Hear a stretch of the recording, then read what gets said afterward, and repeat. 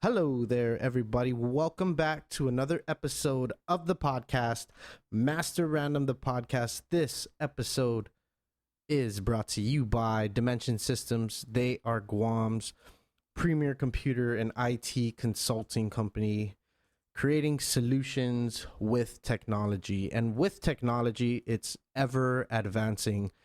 You can look at a piece of technology go obsolete in like 6 months. But guess what? They've been doing this since 1987 in providing the best service and support for their customers here in Guam. And you know that with being a service company, that deals with technology, everything that they do is constantly updated, all the way from computer networking to web design and system integration. Dimension Systems has always been committed and will always be committed to offering the best IT solutions and are consistently focused on the customer's needs. If you're looking for more information, go and visit dimensionsystems.com or check out their Guam office over at the DFS Plaza in Tamuning, right after the old Guam Greyhound. You can just walk in the door right there to the left, right there, and you'll be getting the best service on island for upstarting and watching your business grow.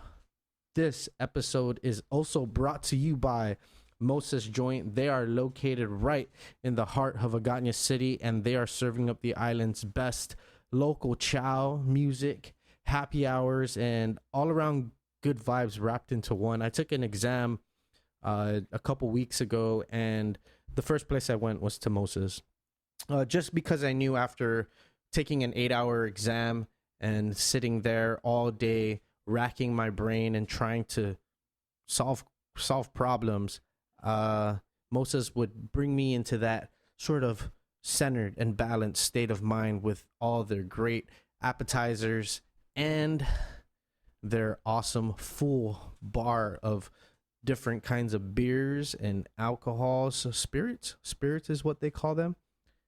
So yeah, go check them out. They're open daily, Monday through Friday, from 11 a.m. to 9 p.m. until 10 p.m.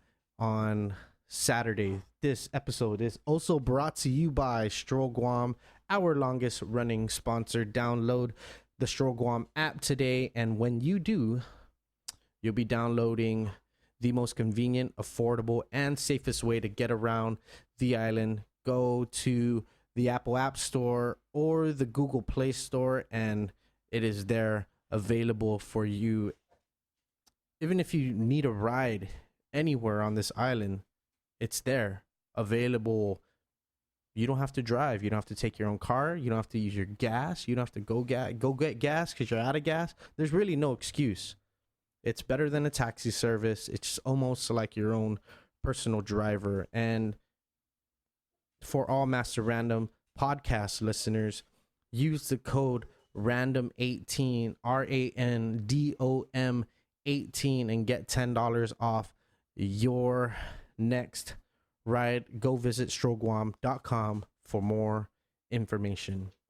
And now my next guest on the show is Clayton Leonidas. I brought him on because I was very interested in his interest in conspiracies, and as always, the conversation never goes as I think it's gonna go, and it's only better, and better in the sense that we were able to kind of dig deep, and he was very open about certain things that affected his life, and the things that he's trying to do to change it, and what he's trying to do to help other people change their life for the better. Extremely intelligent guy. I felt like I didn't even scratch the surface of our conversation. So this is just the tip. This is just the beginning of what mine and Clayton's conversations are gonna go like. I hope you enjoy it. I definitely enjoyed it. I mean, we went for almost a couple hours, almost a few hours. So check it out. Master Random.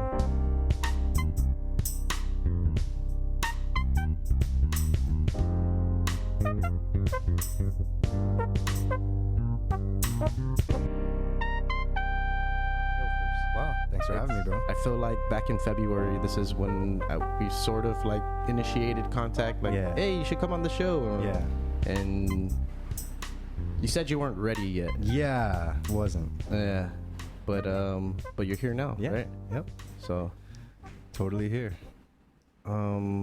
yeah. Before we got on, I was talking. I was hanging out with Kiko, man, and I haven't seen him. He's seen him in a few months, and I'm starting to realize how easy it is to stay connected, even though you don't like see people, right? Hey, what's up with the sound? Can you turn up the microphone? You're on? Yeah, because it's a little dim on. There you go. Yeah. Yeah. Just try and keep it at that level there. Yeah, dude, I'm getting into the habit of sending voice messages to people. Right. I feel like it's easy, one-way communication that's easily conveyable of the emotion you're feeling. Yeah, the tone. Yeah, the tone. It's better than just saying, "Hey, what's up?" on text, right? Yeah. It's definitely it has a lot of dynamic too. So you can say like, "Hey, what are we gonna have for dinner?" You know, somebody will be like, "Oh, what's for dinner?" Oh, maybe I don't know. I was thinking about dinner. But if you just type it, I mean, you could type anything and they'll be like, I don't know. They can read it wrong. They could read it like, you can't convey sarcasm or a lot of things through text. Yeah, and even if you're trying to go for the long strung out. So say you're like arguing with somebody too, right? It's probably like a good way to like just be like get your point across without having to hear someone say hear someone rebuttal in the middle of your point in your argument, right? Right. I thought this was funny because Dean was saying like, when you're reading something and then you're already thinking about your rebuttal before you're done, while you're reading it, before like, on Facebook, about like how he's like a, like, right. What is it? Keyboard warrior. It's like, I am a keyboard warrior. I was like, I thought that was funny. I was just listening to it today, but it's like when people are reading and they see, they're already responding while they're reading it. But with the voice note, you can like you're saying with Kiko, you haven't seen him in like 3 months. Yeah. You can send this and he's going to have to listen all the way until he can be like, dude, I miss you too. This and that. And then try to respond to all of the things you just said. He can't go in the middle and be like, no, but, hey, but yeah. But that, And that's the thing. As the sender of such a message, you have to keep in mind that it's almost like you cannot try to express 3 different things or 5 different things. It has to just be straightforward to the point, right? Bottom line and up front. Right. But that's cool. Yeah. It's a nice feature on the WhatsApp. Yeah, dude. I mean, look how much WhatsApp has taken control, right? Billions of messages sent a day. Dude, it gets weird because then you start looking at, okay, why is it free? It was free.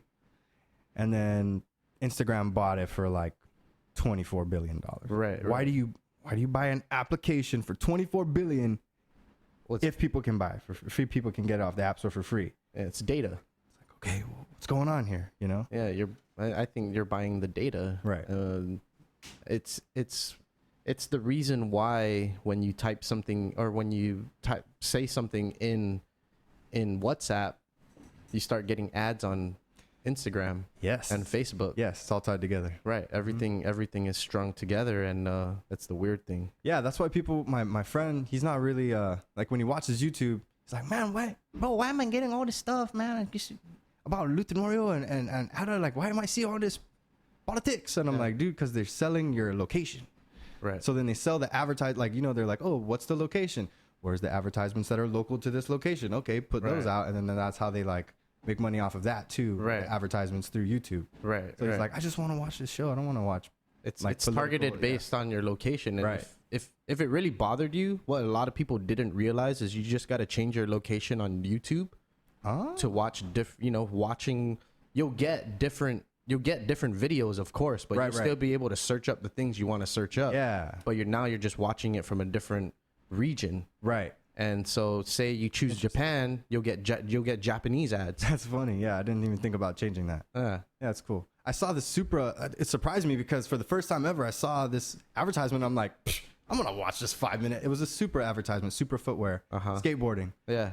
why am I not gonna watch 5 minutes of skateboarding advertisement? Like sitting there, like, all right, well, what do we got here? You were a skater, Adam? Oh yeah, I'm still a skater. You still a skater? Always, yeah. Oh my goodness. Yeah. Since I was 6 years old, I've been a skateboarder. Yeah. I started skating when I was 11, through a guy that my sister used to date. Oh sweet. And he was older, and he just introduced it to me. Skateboarding, punk rock music. You know, everything ties in together. Package. Yeah, degeneration, you know, like just delinquency, right? Yep. Like just seeing kids being delinquent. And then it's something that stuck with me. I was into surfing and skating for a long time. Yeah. And what kept you in it? Because me, I just fell out of it. I was tired of getting hurt, dude. Well, see, that's the thing. My dad got me a board when I was 6. I guess he took a trip to the States one time and brought me back this board. I forget who it was, but it was a fishtail. So I had the flat tail, and it was, I don't know exactly who it was. Mike McGill. It was a skull with snakes coming out of the eyes. The old school board. And this was in, 6 years old, 90. I'm born in 92, so 98. I got my first board. And then I really didn't think he knew what that entailed. 98, my first board. I was 98 is my first board, man. Yeah. I was 11. Cool. Yeah, I don't think he knew what that entailed because he got me a board, and then I started like trying to go off curbs, and he's like, oh God, what did I do? You know? Yeah. Now my son, who I love, is like risking his life doing this with this toy I got him, but it wasn't a toy anymore. It was like the holy grail of fun, you know? Right. So, I mean, I got a bike, but you know, it's funny because my stepdad actually, my parents got split when I was like 5. Okay. So you know, you have that weird, like, I don't know if you've ever gone through this, but there's this thing where when parents split where like my stepdad was trying to like win me over with stuff. Okay. You know, like, oh, but I got you a bike. And so like, I didn't want to learn how to ride the bike because I got a skateboard. So like in the middle of the night one time, I knew he was like, okay, tomorrow, you know, we're going to try to go down this hill on your bike and learn. So I popped the tire. Oh, in the middle of the night, I was like, I don't want to learn. Popped it, you know. I didn't want to learn, dude. I was like, these wheels don't pop. Skateboarding, it's good. I like this, you know. Yeah. I popped the tire, and the next day he's like, what happened here? And I was like, I don't know. He's like, there's a perfect hole right here. And I'm like, I don't know. I used one of those really small Chinese screwdrivers my dad had. I just popped the tire. Like, I don't want it. Then he got I eventually learned how to ride a bike because, you know, he's like, oh, let's just change the inner tube. Like, oh, God. I didn't know they're like $6. Yeah. Couldn't get around that one. Yeah. I thought it was just tire. You didn't know it was tire in a tire. Yeah, didn't know. didn't know that. But why I kept the skating is because, oh man, I don't know. It was a thing. Like every year, my dad and I would never go to school on my birthday. I'd always skip school. Yeah. And you'd take me and we'd get a new complete board. We'd watch a movie, go to GameWorks when GameWorks was a thing. Yeah, download hookups. Download hookups. And then when there was... Remember that, Matt? Right? Yeah. Yep. Matt knows. Download hookups when they had the skate shop in the spot, you know, right when you walk into the mall, or GPO on the left. It was like the first where Ross is at right now. Yes. Yeah. Well, no, that was... they moved a couple times, but I remember there was a Vans store. There was even a Vans like shoe store in GPO at one point. But right when you walk from across from Ruby Tuesday, where it is now, and you go into that entrance, it was the first store. It was the first one on the left. That was where the hookups, and then then they moved to where Ross is now. Oh, okay. Yeah. Okay. But they moved a couple times in GPO, and they had the skate park in the back. Dude, they totally did. Yeah. Like, whoa. Who gets to skate in that? Like the cool people. And you never see anybody skate in it. Never. Probably super liability issues. Like, who's gonna go there? Nobody. Nobody's going. It's just for show. Yeah, it's just for show. Yeah. But it was like a cage, and it was like, oh, there's coping. This is the only bank I ever saw with coping. Like, there's no marks on it, man. You know, I think they ended up at the projects, but that's also another thing that I missed because there was another skate, like a Compadres Mall. Yeah, there was Road Rash. It was a skate shop, super small skate shop on one side, and then on the opposite end, it was the projects, the skate park, indoor skate park. But it was the party system. So my dad, you know, he would be like, "I'm gonna go do laundry for 4 hours, drop you off, $5 an hour. Here, $20, let the kids skate, whatever, blah blah blah blah." And they had enough like ramps so you could skate for 4 hours, whatever. But then the party's like, dude, just let me get a Gatorade for free. Just let me, you know, come on, an hour, 2 hours. And so everybody started skating for free. They couldn't pay rent, and then it closed down, and it was such a bummer, dude, because I was like, we had it. we beat the rain, you know. Compadres Mall, right? Compadres Mall is the and Harmon Loop. Yeah. They had their heyday. I remember. I mean, it still gets crowded, but yeah. I mean, I remember when they had everything there. I think I bought my first dog there. No way. Yeah, they had a pet store there. No way. That's cool. Anyways, skateboarding. Yeah. So I don't know how I mean, it just never, it never died. It was like, every year I would get a new board. And then, my dad used to work, he managed the quality pools, in Munning. And this guy, I know you probably know Addy from the surf community. Addison. I know of him. Yeah. Okay, so he was working for my dad, like like concrete blasting. Yeah, he's a handyman himself. Yeah, for sure. So concrete blasting pools, like building pools and like cleaning and servicing pools and stuff. And he was a skater. I mean, he's still a skater. So he would like give me his extra boards. And one day my dad, he would always try to deter me because he'd be seeing me do stupid stuff like you're bombing hills and shredding your knees off. Like when you gotta how am I gonna like punish you so that you can't get this toy that you fell in love with that I bought you? Like it was kind of like because he would see me on the couch and I would wake up and like Addy would leave me a board, but then my dad's like, you can't skate, you're grounded from skating. And I'm like, what? Why? And because my whole shins and my legs, all the way to my ankles, are just black and blue and purple. And he's like, look at this, you can't go to school like this. And I'm like, I'll just wear pants. Like, you got ground beef for legs. Yeah, you can't skateboard until this heals up. I'm like, then that doesn't make sense. It's just gonna go back. So, but every year he bought me a board, and then eventually, because I was here, I'm in born and raised, and then I went off island for middle school and I came back. Okay. But when I went out there, it was like, dude, Arizona's got the best. Where'd you stay in Arizona? Chandler. Okay. I stayed in Chandler and Mesa. Yeah. Okay. So it was really for those who don't know, it's a little south of Phoenix. Mm-hmm. Yeah. Suburb of Phoenix. Pretty cool. Just as hot, Right. Beautiful place. I stayed in Tucson for 5 years. Yeah, I know that. That's a really cool. That's a really cool thing that we had in common because you stayed in Arizona. From all the podcasts I listened to, you went to school out there and worked out there. So that's really cool. It was an experience. I hated it. Absolutely hated it when I got out there. But I fell in love with it. It's like the moment you walk out of the plane, you're like, dude, what? Just the little gap, bro. The little gap between the plane and the walkway. You're like, was that a sliver of hell? I think I just got a sliver of hell. Mike, dude, did someone open the oven? Yeah, because permanently for real. Hot. In the shade, doesn't matter. No wind. 1 inch of rain a year. Gee, I beg to differ though. In Tucson, you go under the shade, it's like better, 4 or 5 degrees cooler. I mean, I didn't hold the temperature, a thermometer, but it felt significantly cooler, right? Or you can sort of make that. I just couldn't handle it because growing up on Guam, it's so like moisture in your skin, and then you go out there and it's like dry as fuck. Okay, the webbings of my toes and my fingers are cracking and bleeding, and I have to get lotion and chapstick. This is not the place to voluntarily live. Why'd you move out there? Well, I wasn't voluntarily living there. Yeah, so I was with it was getting kind of like after 5th grade, I guess here. My dad tried to go out and work in just wasn't working out here. He tried to go work out, and we stayed with my grandma in Santa Fe, New Mexico. Okay.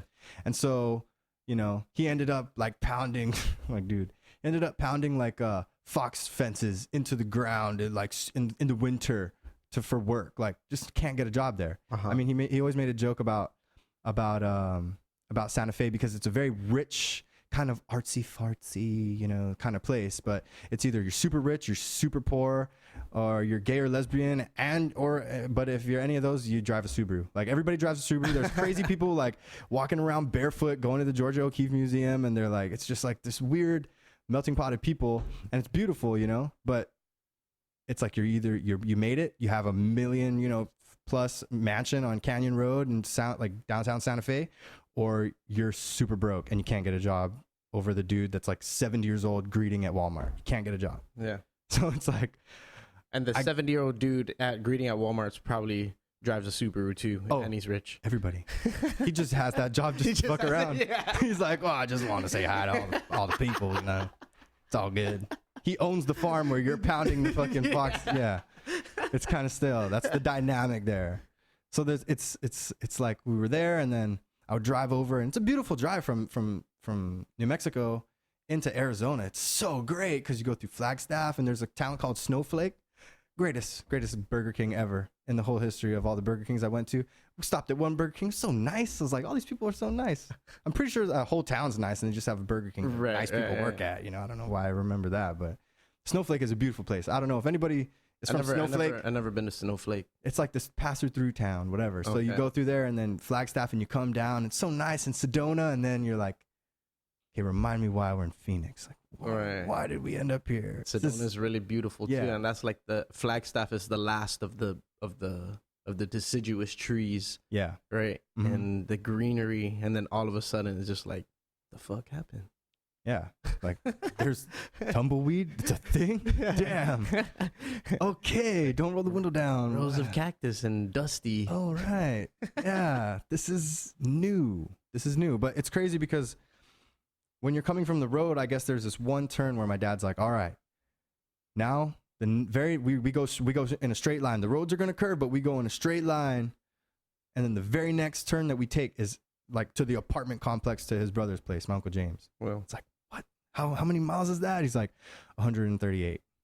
And then we take one left turn. Like, we're going to go straight on this road in between these two lines. And then we're going to go through one traffic light and then take a left turn. And we're at this apartment complex. Like, okay, what am I doing? I'm trying to put this like, he's listening to talk radio, of course. I'm trying to put this like model car Back to the Future I got for Christmas together because I'm so bored out of my mind. It's a 10-hour drive. I'm like trying to put this car together.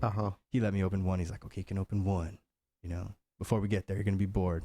It's like, dude, such a nice drive. And then after you get past Sedona, it's like, it's just dull. Yeah, I don't know about this anymore.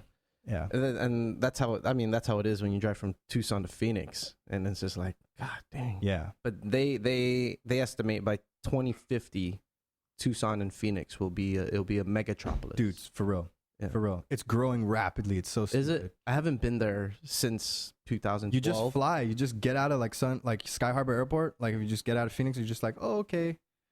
Whoa, all this development. It's like the valley. Everything's going to be crazy. People, they've extended east already then. Well, they have like I remember in Chandler, you'd be seeing all these golf courses going up and they have like these. When's the last time you were there?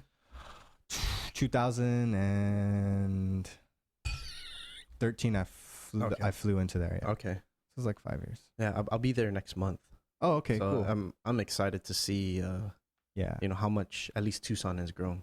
Yeah, I mean, you said by 2050 they said? Yeah. Dude, it's going to be crazy by 2050. There's so many people. It's like they'll probably have to like move up, right? Yeah, dude, people are like, oh, it's so nice in the winter. It's like, yeah, dude, 76 and like, nice degrees. You get up and it's like super cold at night. You can ride your bike in the morning and everything's fine and dandy in the winter. People buy winter houses there. Right. In Arizona. Right. And then snowbirds. Yeah. And then, summer comes around and then all the water parks open because they have to or else your kids will die. Yeah. Like we have to have these. They save lives. Yeah. You need this. We need to quench everybody's skin. Yeah. It's ridiculous. I don't know why. That's why I'm like, I don't know why anybody would voluntarily live there, but I know they like take like really good care of like their state programs or like their schools.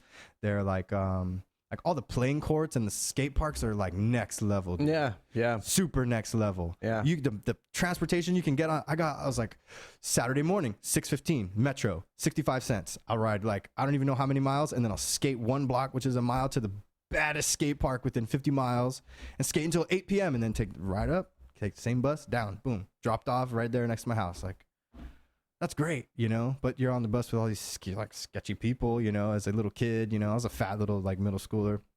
So I have the skateboard and one day I missed the bus and I like had to skate like 4 miles in the dark, like, and like I ate shit, dude. I like crashed on this rock. I hit this rock. Pebbles, rocks in Arizona is like they're everywhere. It's crazy. Yeah, it was in Arizona where my love for skating sort of transitioned into a love for longboarding, bombing hills. Right. So it's just like in Tucson, it's basically in the mountains, right? Right. So hills everywhere, and that was the thrill we seeked. I mean, I had a couple of my cousins out there, and actually Matt's brother. Oh, dope. We're both like heavy into skating. Came out, we hang out with kids, skating and stuff, and then all of a sudden we're bombing fucking big ass hills on the turnpike, so on Mount Lemon and stuff. And I don't know. Those were the thrill seekers, dude. I mean, that was the way we seeked thrills when we were out there. Yeah, I mean, for me, I guess it's funny because this guy was trying to seek some thrills that night. I ate shit, you know, and this little innocent like kid, you know, eat shit on the sidewalk. This guy like drove up. This is typical states, like can't trust nobody. Right. Hey, I saw you fall back there. Do you need a ride? And I was like, no, I'm good. It's like trying to fucking kidnap me, bro. Shit, like, bro, you're almost a victim. Yeah, well, I mean, you know, you as soon as we got fucking statistic. I mean, at least I think that's funny because on one side, it's either way, you're gonna be on one side of the statistic. You know, I always thought that was funny. It's like, don't be a statistic. It's like, but if 65% is gonna be the other side of the, you know, come on. 35 on the other side. But I feel usually the other side is the better side you want to be on. Yeah, the one that doesn't get kidnapped because they shit on a skateboard riding at 8:50 p.m. because they missed the bus by 15 minutes. You want to be on that side. And said yes to Mr. Harry on the ride. Sure, Mr. Man. I'll take your candy. So that was kind of like, no. And then I just ran. I no skateboard. I just started running. Like, maybe he was a nice dude who's like, I see that young fellow, but I'm not gonna get. And that's what all those other kids were thinking too. Like, sweet tarts are nice. No, sir, no. I like candy. Yeah, no, not fun. But it was crazy because it's kind of full circle. First time we got out there, we're on the freeway going to my uncle's house. The very first night I arrived in Arizona ever, because we got to Arizona after trying to be in New Mexico for a while, and then when we got to Arizona, I was like, Dad, gotta pull over. He's like, there's a lady who's like pulled over, flat tire. And he's like, son, it's just not the same out here. People can be baiting you. They could be psycho. They could be waiting to kidnap you, trap you, murder you on the side of the highway. You that lady will be like, oh boy, here, let me get the things in the trunk. Boop. And there's a dude there with a gun. Half a day. So last time. Half a day, motherfucker. Boom. You're done. You're done, son. Yeah. So I realized very quick, it just in that one moment, like, oh, we can't help people on the side of the road. It's not the same here. Yeah. You know, like, it's not Guam. He's like, dude, it's not Guam. It's like, all right, well, okay. And then when I was staying with my stepdad and my mom, so it's crazy, real quick. My parents got a divorce and then 10-year hiatus and then got remarried. Nice. Like, I don't know. That's cool.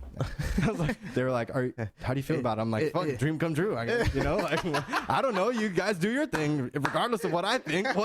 Whatever, dude. Like, you guys are grown adults. Yeah, don't ask me about it. Shit, you know. But that's cool with me. How do you feel? Cool. That's great. You know, like, is it weird? Like, no. Yeah, you guys figured out your problems. You know, dream come true. Dream come true. Ta-da! We're back at square one. You know. So when I was with my stepdad and my mom, this is when we moved to Mesa. It was right off the freeway. Some lady pulled up and her tire was like cluck, cluck, cluck, cluck, cluck. I was like, oh shit! I go to help her. She has a Guam sticker. I'm like, yeah, the first person I get to help is from Guam, dude. Nice. I was so stoked. Because you see like Guam flags, I would see a Guam flag and I'm like, we gotta go to that house, dude. We gotta go like bring them kadu or something, you know? Yeah. So my stepdad would go over there and then just. Was it a culture shock for you? I mean, just growing up in Guam's from the ranch to like, yeah, it was kind of like, because it was for me, you know, even with just the weather alone. Oh yeah, I could feel. Got out of the airport, I was like, what the fuck? Yeah. Get myself into. I noticed that the whole weather thing when I came back. When I came back and instantly I walked out of the airport and my skin was breathing again. I'm like, oh, dude. You're saturated. I'm home. Yeah. But as far as the people and stuff, definitely like, so it's weird here. Like when I was going to Machinau now, I mean, I'm like this like white kid, you know, but my mom's like Scandinavian Chamorro. So I was always the outcast, but I grew up in the ranch where there's like 13 houses around in like Chalindegu, like off, you know, and like Matagwak and Jigo, and it's like that's all my family, you know, Evangelista. Like there's just fucking so many houses. You just happen to be the white kid. Yeah, the only white kid. Right. So even my cousins would be like, "Get out of here, dirty white boy! You know, don't want to hang out with you." You know. So at school, it was like, you know, I was just the white kid. It's like, oh, you're the token white kid nobody hangs out with in a school of You're the white kid that hangs out with the Chamorros. Yeah, right? Like you're the one white kid we don't like when everywhere else in the world, it's like the opposite, you know? So I go, I'm like, this is fucking weird. So I go to like New Mexico and all like the, you know, the Spanish kids or whatever, like, and the Mexican kids, they just picked on me because I was a fat white kid, and I get it. You know, it's no big deal. And also I have this giant birthmark on my face. That didn't get me any like no cool points. No cool points, bro. Oh man. You know, Mike Myers came out with that mole. I got over that like pretty quick because there was this one kid who was just like, he just did it every day, and I'm like, dang. Yeah. No creativity. Yeah. Still. I'm so happy that you just burned that into my brain where it's like not even affecting me anymore. Right. But yeah, in New Mexico, it was kind of like, okay, there's a lot of heritage, there's a lot of culture though, because it's like New Mexican people, they're like, you know, there's a lot of Native American tribes there. So you learn about all these different things and all these different people. It's still cultured. Yeah. I mean, you said it yourself, artsy fartsy. Super. So like, but then in Arizona, it was like, I'm not saying Arizona is like a privileged state, but dude, I was in middle school. So anywhere you go in middle school, there's going to be a bunch of knuckleheads. Yeah. It's like, man, there's a lot of privileged little shits, you know, like, oh, if I was just a little stronger, if I was just a little cool, you gotta pick on me, man. Even like, and they'd live on your street and you'd ride the bus and it's like, they just spread rumors about you. Middle school's middle school, whatever. Yeah. But as far as culture, I never experienced school out in the States. So it was always, I went to public school from kindergarten to 5th grade and then private school the rest of my life. Right. Out there, it was, I mean, just the people, the way they act, it wasn't the same.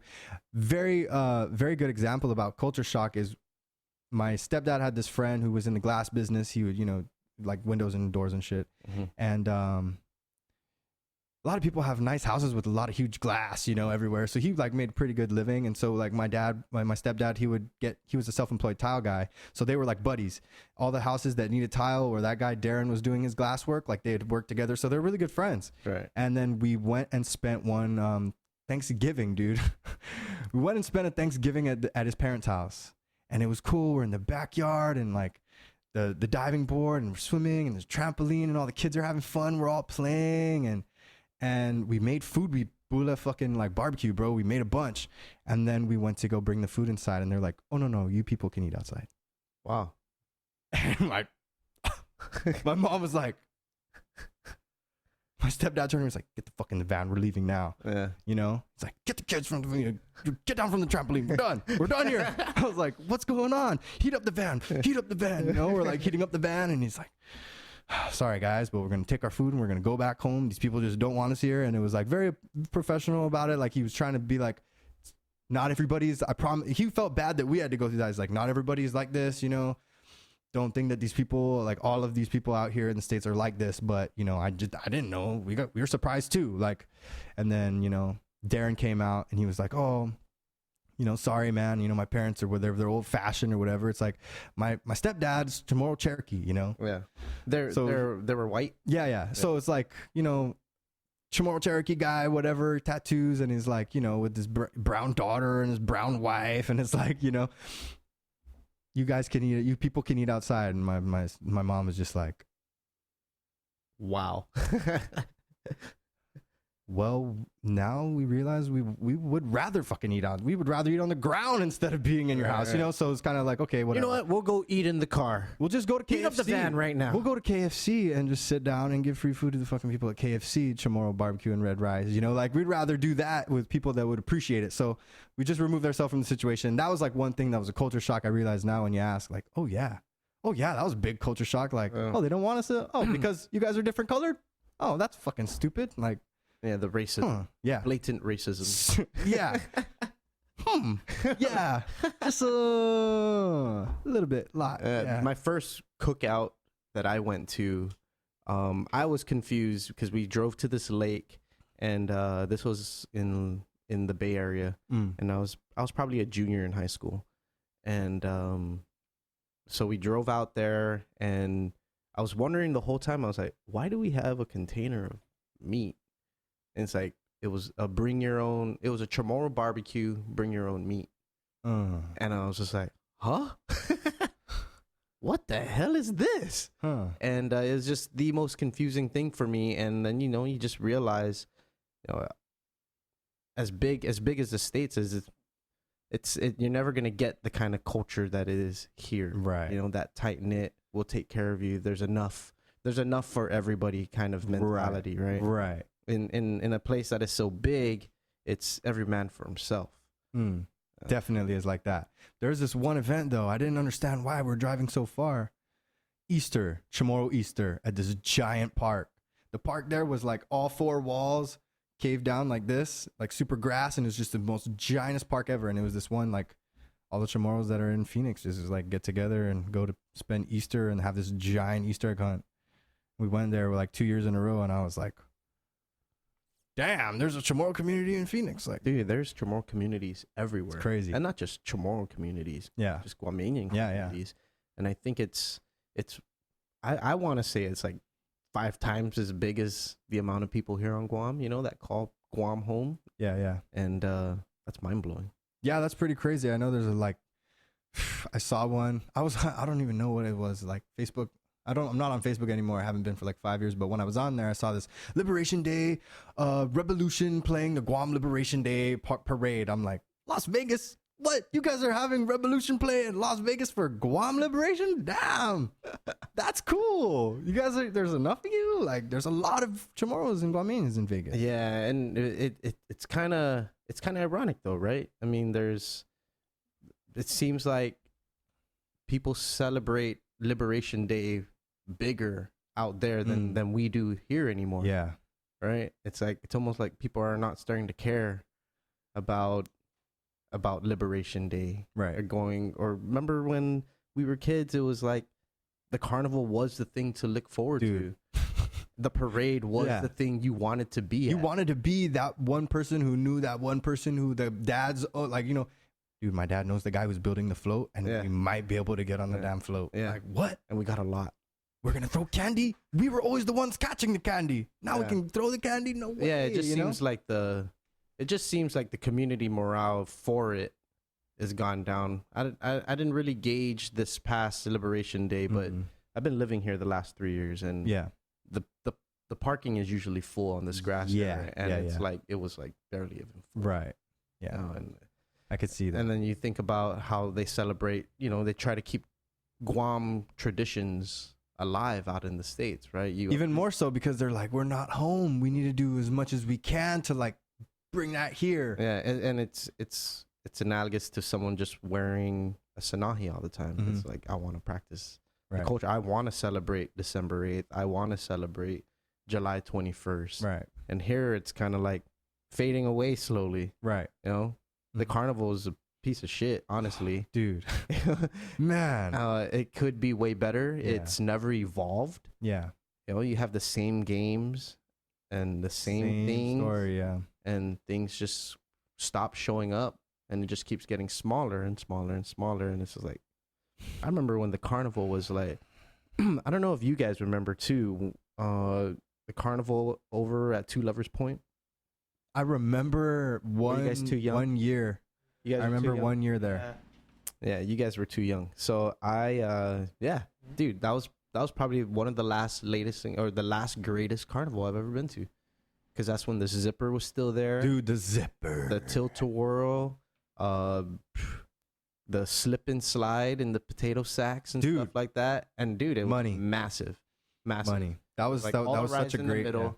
And now it's just like, despite us, funneling how much more money through that,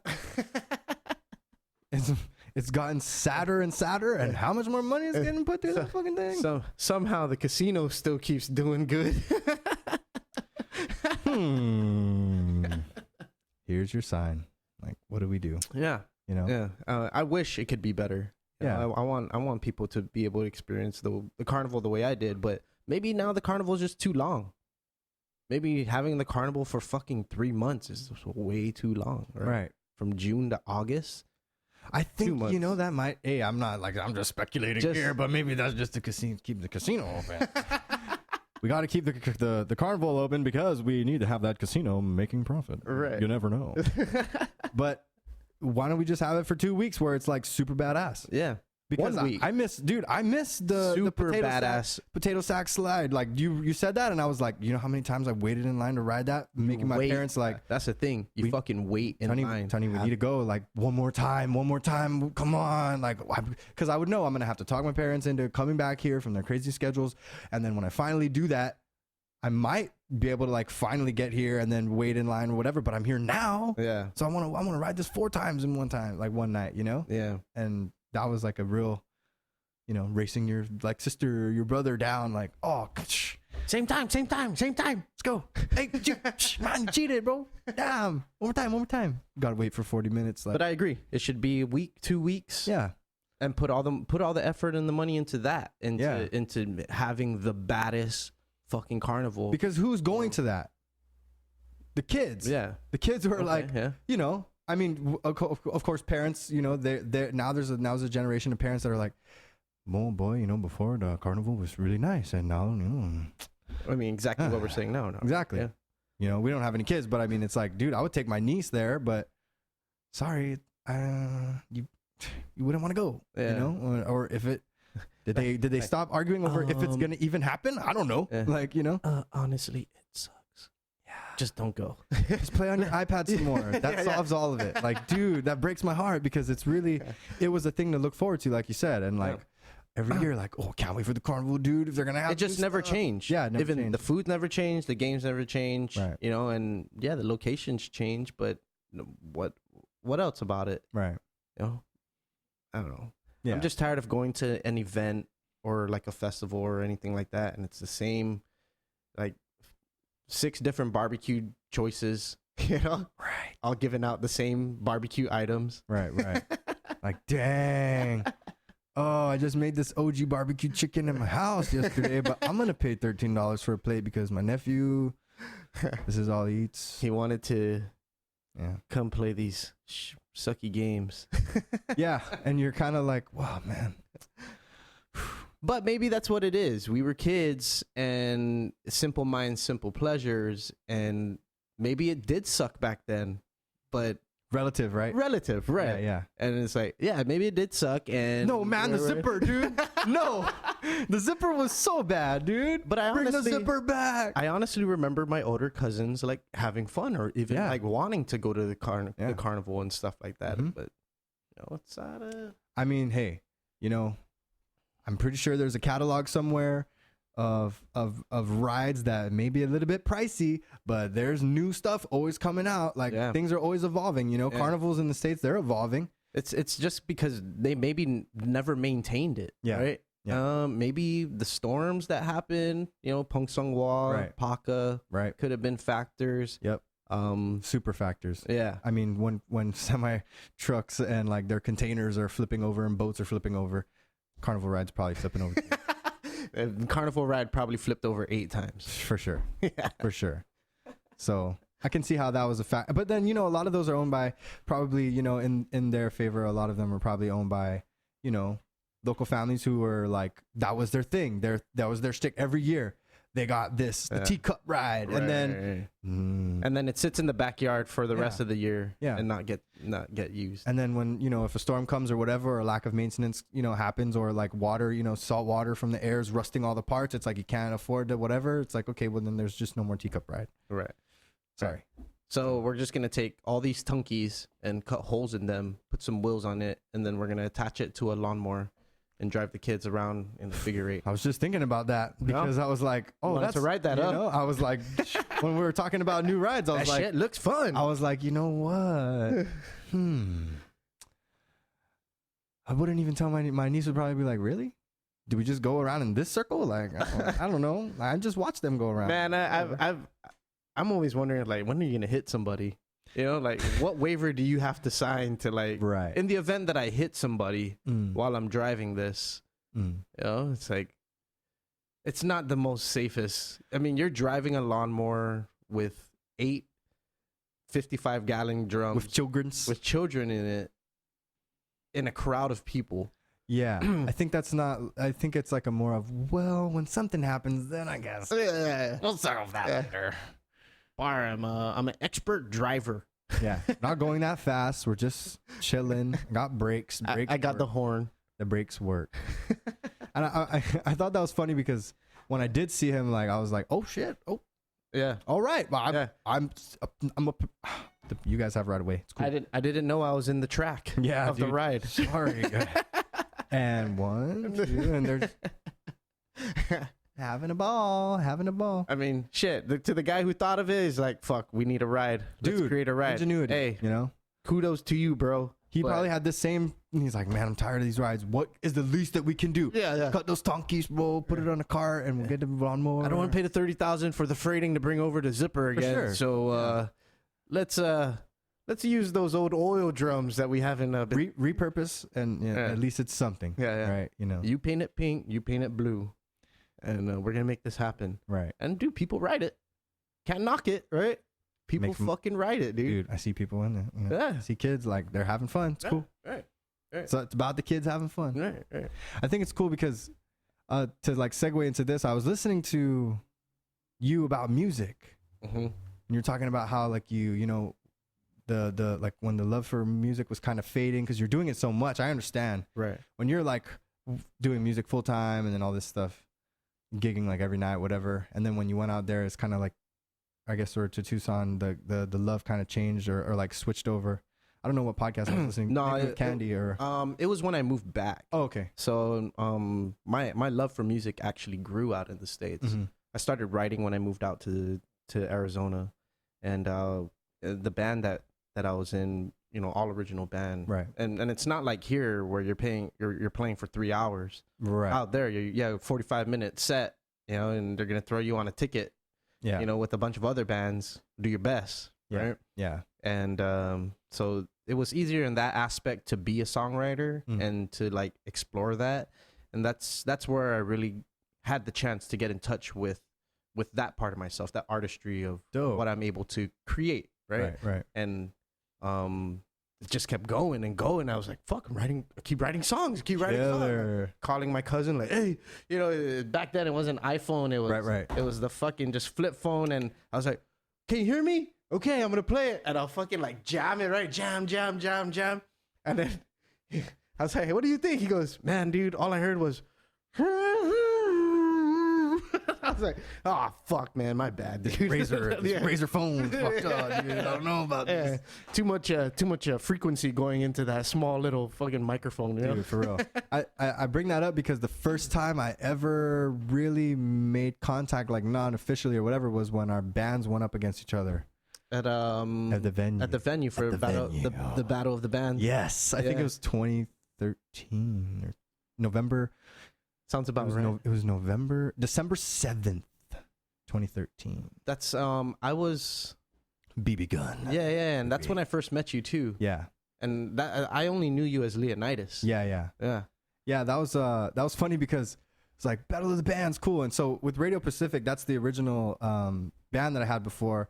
That was an awesome band, by the way. Thanks, bro. Yeah. I appreciate that. Yeah, I really like the kind of music you guys are putting out. Thanks, bro. We did so Vic Mofness, the lead guitarist and singer, he wrote a lot of the songs that he had already written over like his 15 years, Jesus, of you know, since he was 15, of writing music and stuff, and we like hand selected you know, and wrote some songs with Rich Ikasenza, and which I reconnected with. I was homies with him up in Jigo. We lived in Jigo and we were like skater buddies when we were young, and then we were like, hey, you want to be in this band? And then he's like, who's in it? Oh, this guy Rich. And then we met and we're like, dude, didn't we like hang out when we were kids? Like, we were skateboarding. Yeah. So that was cool. We like reconnected, but wrote a bunch of songs, and I wrote it with my mouth. I just beatboxed it. I didn't have a drum set. I didn't have a cajon. I didn't have a shaker. I didn't have anything. I just beatboxed the songs. Like, okay, I'm gonna try to like. Have you been playing music for a long time? I've like always banging on stuff, pots and pans, when I was like 2 and 3, really, really young. And then my dad, when I was in 2nd grade, he got me sticks with a small practice pad when I stayed in Saipan before. Okay. And then, you know, in school, in middle school in the States, that's when I started getting into like the school band percussion. Then I turned 14, I got a drum set. And then when I came back here, I mean, I was doing marching band in the States, like before and after school, and 2 hours of band during school and during lunch. Yeah. So it was like, dude, almost like 8-9 hours of band a day, just immersed in band. And then I came here to Harvest, and 1.5 hours a week. Like, oh shit, not enough, man, not enough, dude. Wasn't enough, but it was what it was, and I was happy to be, you know, I was just happy to have like a school band and still be playing music and stuff. So I've been kind of drumming, mostly just like percussion. Okay. No strings, no singing at all. Okay. And then And then when I got out of school, I would like to credit my homie Kenny Borja. I don't know if you know him. No. He plays bass at Sin On Your Church. He's a real great guy. Okay. Sings like a magician, dude, like an angel. But he would harmonize with every song, like T-Pain or whatever, rap or whatever, in the car. Like we're driving to GCC or whatever, and he'd harmonize with it. And I'm like, dude, how do you do that? Like, how do you just sing to whatever? Yeah. So then I started like mimicking, because I do a lot of voiceover, like different like voices. I noticed you've been breaking out some voices. Yeah. So I do a lot of different kind of voices and stuff, impersonations rather, always since a very young age. How many can you do? Oh man, I haven't even counted. Really? Yeah. Not counted yet, brother. not that much. Damn. When did you figure out that you can do impersonation? The Geico Gecko. Yeah. Yeah, when that thing came out. Yeah, I started trying like with that, like at the very, when you would have to like, the commercials would come on, but your uncle's already having you like with the foil and the antenna holding it so he can watch his show, and then like the commercial would come on. This is back in like, like early like 90s or whatever, like late 90s and 2000s.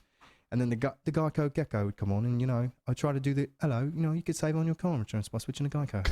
So I try to like that's pretty fucking good. I try to impersonate it, whatever. Like it's probably not that good compared to the guy who does it, but his actual voice. Yeah, the actual dude who does it. Yeah. So then I started with that, and my mom would always be like, "Tunny," my family calls me Tunny. Tunny, do the voice, and then I'd be like, shy, I don't want to do that voice, I'm ashamed. Yeah. And then I just started doing all sorts of voices, and it was kind of just like natural for me to listen and then do a voice, Yeah. So if I listen to a movie or whatever long enough, I'll pick it up. So singing, I never could sing. I never like you said, you're like a closet. Don't tell anybody I can sing. I'm a closet singer. Yeah. For me, I never sung at all until Kenny started singing, and I was like, I think I can do that. So I started harmonizing, and then like. Yeah, anyone can sing. Yeah. With enough practice. Yeah, I didn't know that. Yeah. I thought it was like, you got it or you don't, bro. Yeah. You got it or you don't, brother. He's a gift from God.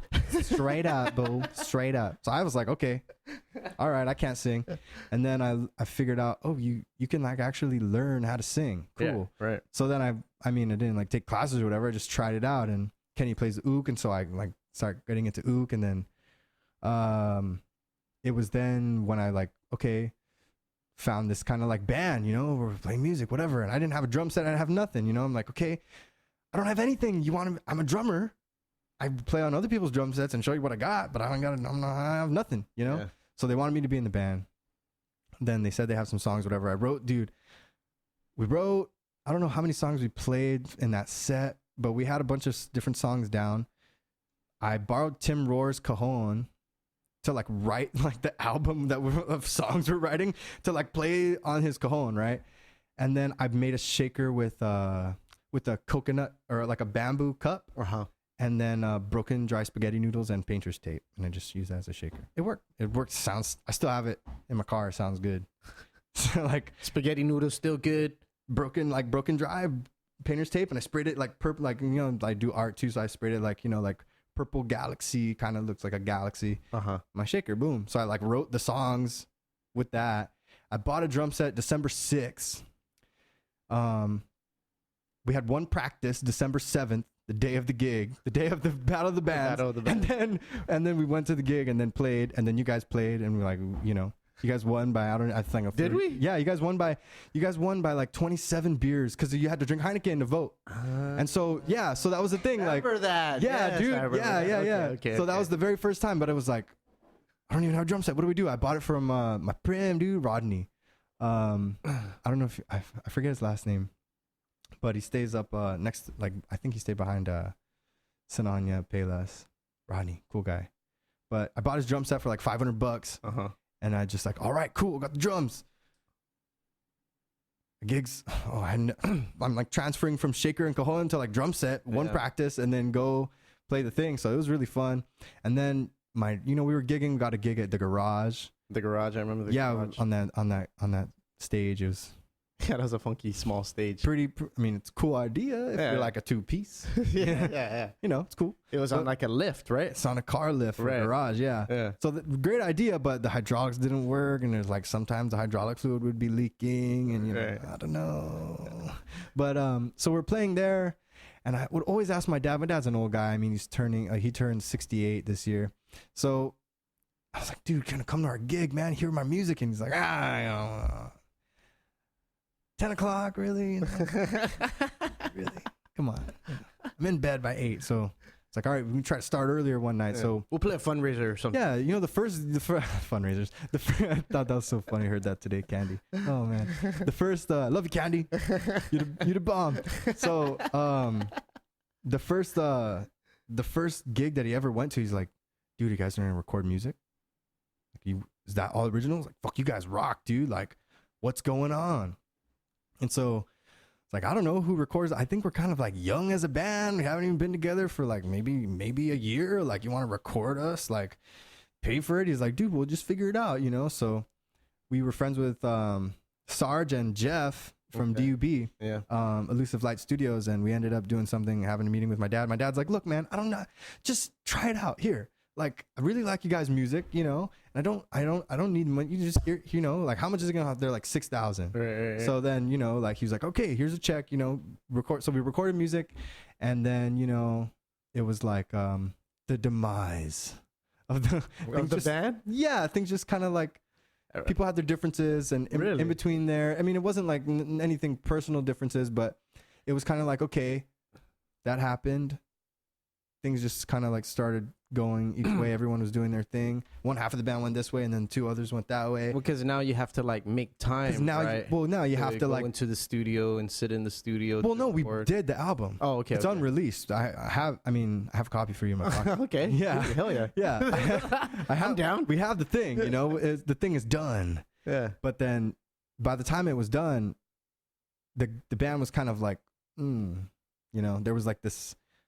Or, you know, it's kind of like shifty, like, you know, and we're all still real good friends, but it was kind of like, it just wasn't the same. We put a lot of work into it. And then there was the thing of, well, now we got to pay, you know, Clay's dad back, but now we got to put up the money to print these CDs and have the album artwork, and, you know, paid my homie Tim from Opaque to like do the album artwork, and that's done. But it's like, okay, you want to make 1,000 CDs? Like, if you're going to do 500, it's $1,800. If you're going to do 1,000, it's $2,000. Like, make 1,000. Like, what? Like, you know, if you get more, it's cheaper. So it's like, okay, we got to come up with $2,000, and we just never did. You know, there wasn't any drive. You haven't thrown it up online or anything like that? No, we haven't.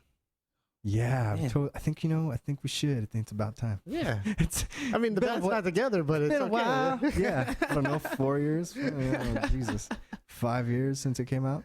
But yeah, it's still an unreleased album. It's 12 tracks, and we still have like, I mean. See, that's one thing we never did. We never put ourselves into the studio. We had every intention to go into. Right. The band was never meant to be like, oh shit, we're gonna get big. We're gonna fucking, this is all we want to do. It was like, it was a good way for us to like pass time. We absolutely loved the music, you know, and that was like our favorite thing to do. We get to hang out with our friends and play music. Right. Sweet. Oh yeah. Yeah. And but we just never got into the studio, and I'd sit there, I'd still write, dude, you know, and I think with that band I wrote 10 more songs than I came into the band with, you know. Right, so it's like yeah, I wish we did. Yeah. But we just never gave the time or took the chance. Right. And I don't know how it would have turned out. I honestly don't like the way I sound on a recording.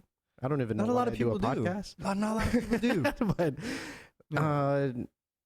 people like the way we performed, I guess. Yeah. You know? So I guess it was cool. No, yeah. I mean, well, that was because I play with Vince Mesa on Fridays, and so when I gave him the CD, I'm like, dude, half of the band wanted to use metronome, the other half didn't. You're gonna be able to tell. And he's like, but you know, it's the experience of going and doing it, and like, you know, you have the experience, and you know, you have something to look on. If you're gonna do it again, you know what not to do, what to do.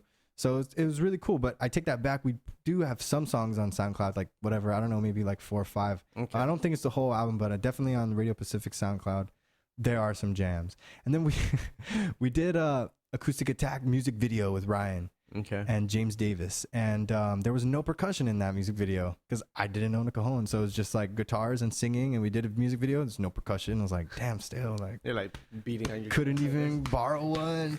Tell gonna borrow? No.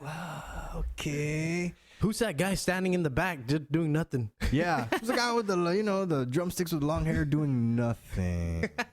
Still. Are you useless? Pretty much. Yeah. So it's time. So what do you do with the band? Troll sticks, dog. Yeah, you know. yeah. You know. I look good for moral support. Yeah. Yeah, that was funny. I was hanging out with Kiko Man last night, and we were just talking. We're like, dude, we gotta come out and play again. Yes, It's been 3 years since the last time we played together, and it's like we were at we're at a new bar that just opened up. Roots. Yeah, I heard it's the old Escape. Yeah. Very nice setup. So they moved the stage over to the other side. Where the ping pong used to be. Yeah. And it's a whole and it's an open layout. And then the bars where the sound stage, the sound man used to be. Oh, all the way across. All the way across. Yeah. Oh, that's It's fit for a nice venue. It is. Does it sound a lot better? I mean, we didn't get to hear a band, but okay. He has some speakers like towards the bar, and I feel like it's a mistake that a mistake that a lot of bars here on Guam make, especially for narrow bars, is the sound doesn't move quite as good, so they're tending to like blast the front, and the back doesn't really get the sound right. And they're turning it up so that the back can get the same sound. But it's not in the front. You're like, you're like, holy fuck, you can't even be up here. Yeah. So this one, it has speakers in the front, but it has also speakers in the back. Oh. So it looks like it'll help the sound travel through the room better. But I haven't heard. I would have to hear a live band. Just to get a sense of how the sound moves through the room. Cool. Yeah, because that's a big place. Dude. It's huge, dude. It's massive. Yeah. Like when you're sitting at the bar, the stage is pretty far. Yeah. You know? You can put on a pretty sweet show there, I'm sure. Yeah. That's the first thing I imagined. I was like, holy shit, this is a good fucking concert venue, you know? There's space. Yeah, there's fucking space. Wow. You can literally put a skate park in that place. Yeah. You can put an indoor skate park in there. Agreed. And place can hold maybe like 300 people, standing room, right? I don't know. That's what it felt like. But yeah. So we were there and we're like, damn, we should jam. So I think we're gonna do it. Yeah, dude. We're gonna start getting together and just play fun. Maybe play there, you know?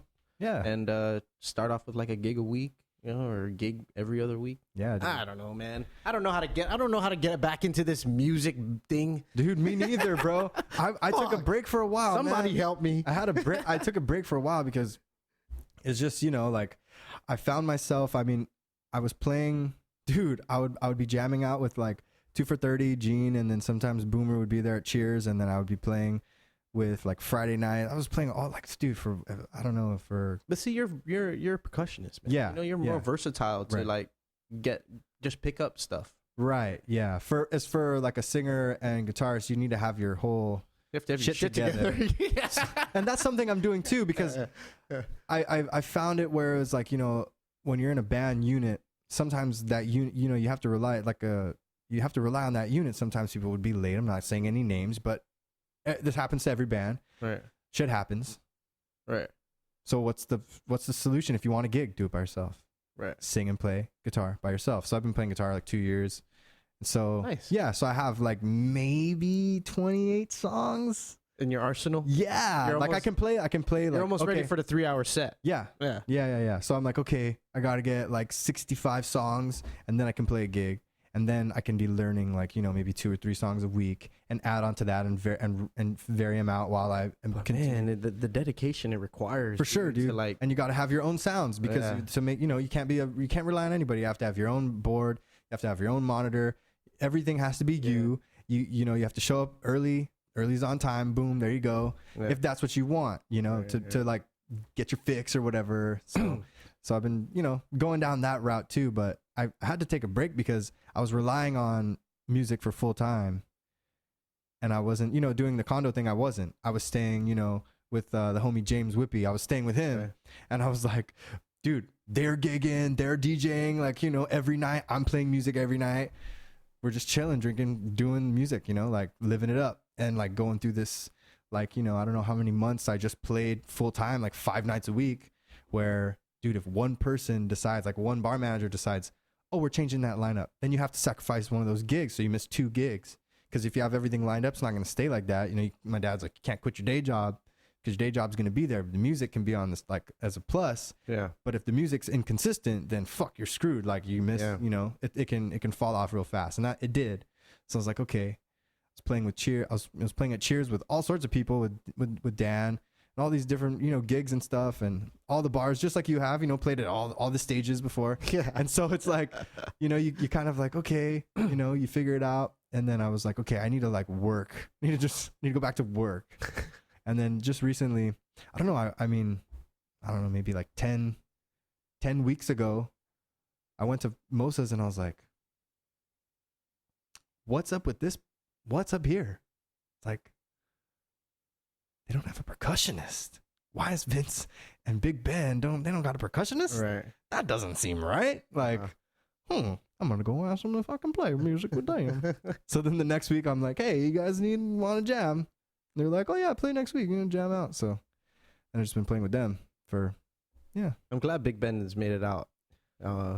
Just like in the last like 2 years, he started putting himself out into the scene. And dude, you know, the first time I met him, man, this is a great story. Mosa's the first open mic.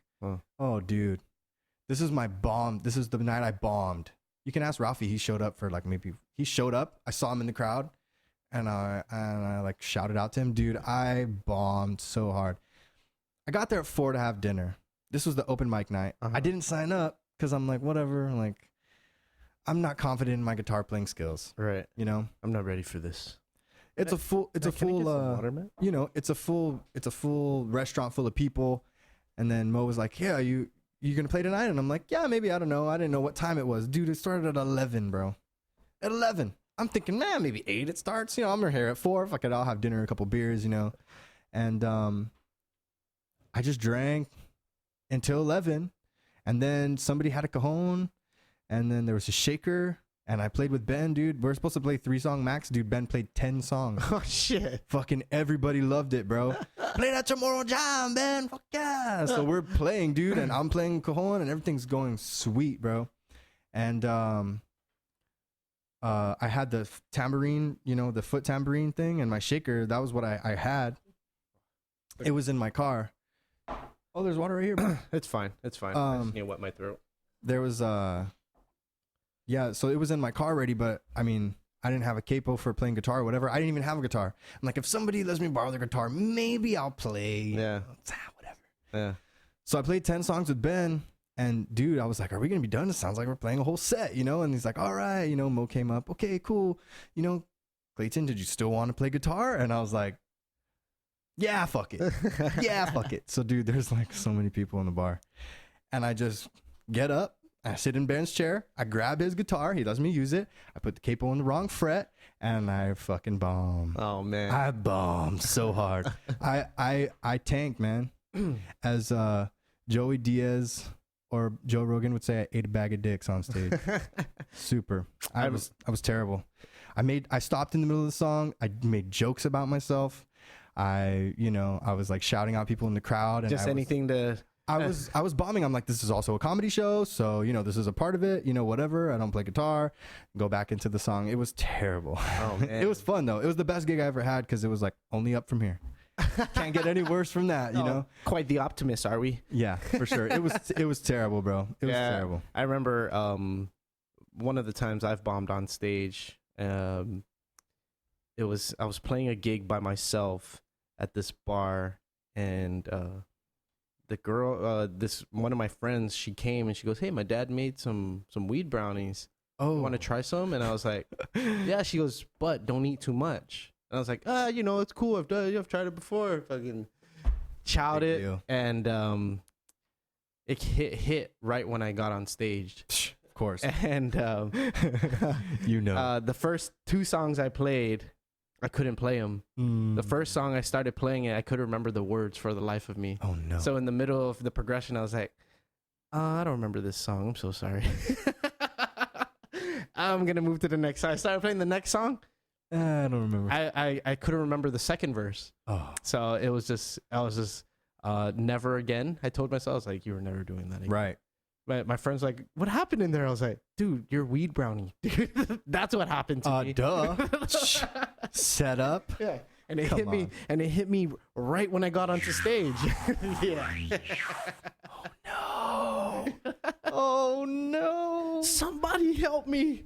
That's how I felt. And but I ended up playing the rest of the gig and sweating my ass off. Yeah. But it was cool. Lesson learned. And yeah, for sure. Yeah. My lesson was learned too. I had a lot of kind of stage fright. You know, a lot of the musicians that I've had on the show, you know, they grew up, you know, in the Guam scene, Guam music community, playing since they were in middle school and high school and in the music scene by then. Right. Me, I didn't enter the music scene until I moved back to Guam in 2010. Right? Yeah. So it was out there I had to find my bearings, you know, of being a performer, a live performer. And so to get used to it, I used to sing to people on campus. Dope. So I'd bring my guitar on campus and I'd sit on this knoll. It was like a grassy knoll that it's above a main walkway area. And you just serenade passerbys, dude. Like, nice. And I like describe what they're wearing and stuff. And it was the way for me to like practice being comfortable singing in front of people, to people, right, whether or not they liked it. I mean, there were some people that were like, ugh. And some people were get out of here, dude. Oh man, you're so sweet, you know? Yeah. And it's like, it helped me open up and dude, we played a plethora of gigs, dude. Nice. Play this one That's gig. Cool. Yeah. Arizona provided a lot of opportunity to play music. I played reggae music at a death metal bar. Dude. Biker gangs inside the bar. Dun, dun, dun, dun, yeah. dun, dun. The microphone was like half, you know, it's not round anymore. Oh yeah. It's like pushed in. Oh yeah. Because they guaranteed the last dude who used it, like slam the microphone on the ground. They don't care. Yeah. Oh shit. I was like, who got us this gig anyways? Like, this is like, there's spikes in the ground. You can see all the patrons like, these guys playing reggae? What the hell? What the hell is this? Dude. So we played our set and we got the fuck out of there. We're like, all right, get the fuck out of Dodge. Phoenix, actually. Yeah. Drove back to Tucson. We're like, we should start scouting these areas before we start getting gigs in random ass places. Yeah. There's a lot of different bars there that I mean, I wouldn't know. I wasn't in the bar scene. I wasn't old enough to go to the bar scene, but I knew like Mill Avenue is like that school. Like you could just go right there near like ASU. Near ASU, and it's like a whole, this is the road where all the bars are. Mm-hmm. Well, try your luck. Yeah. There's a flavor for everybody. Right. Go check it out. Like there's going to be all sorts of different bands or whatever. And it was like, well, I mean, you know, I'm 15. I'm not going to go see this music. But I would imagine that there's a lot of opportunity out there for music, just as there is for anything else out there. Would you like a lot of the common ground that I find where people are talking about opportunity on this podcast is, well, you're not creating it. You're not looking for it. Like if you're complaining there's no opportunity, it's like, have you even tried? Have you even looked out there? Right. I'm sure that like if you go, like you're like, oh, I want to go gig somewhere. Somebody's going to give you a gig, you know, you know, so and anything that you do. Yeah. You literally have to create the opportunity. Yeah. And people are still waiting here, waiting for the next big thing. Right. The next sunrise. Right. Waiting. That's a crazy thing, man. Yeah. That's a crazy thing, waiting. I've done a lot of waiting in my life, and I figured out that shit, dude, you're waiting on you to change your mind. That's one of the themes that I found through this last couple of years, because I went through this crazy like change of being this like degenerate drug addict to like not a degenerate drug addict. You know, like to a degenerate drug addict. Like, all right, well now, you know, but it all starts and ends in mind, really. You just, you know, whether it be, you know, getting up and going on a run at 4 a.m.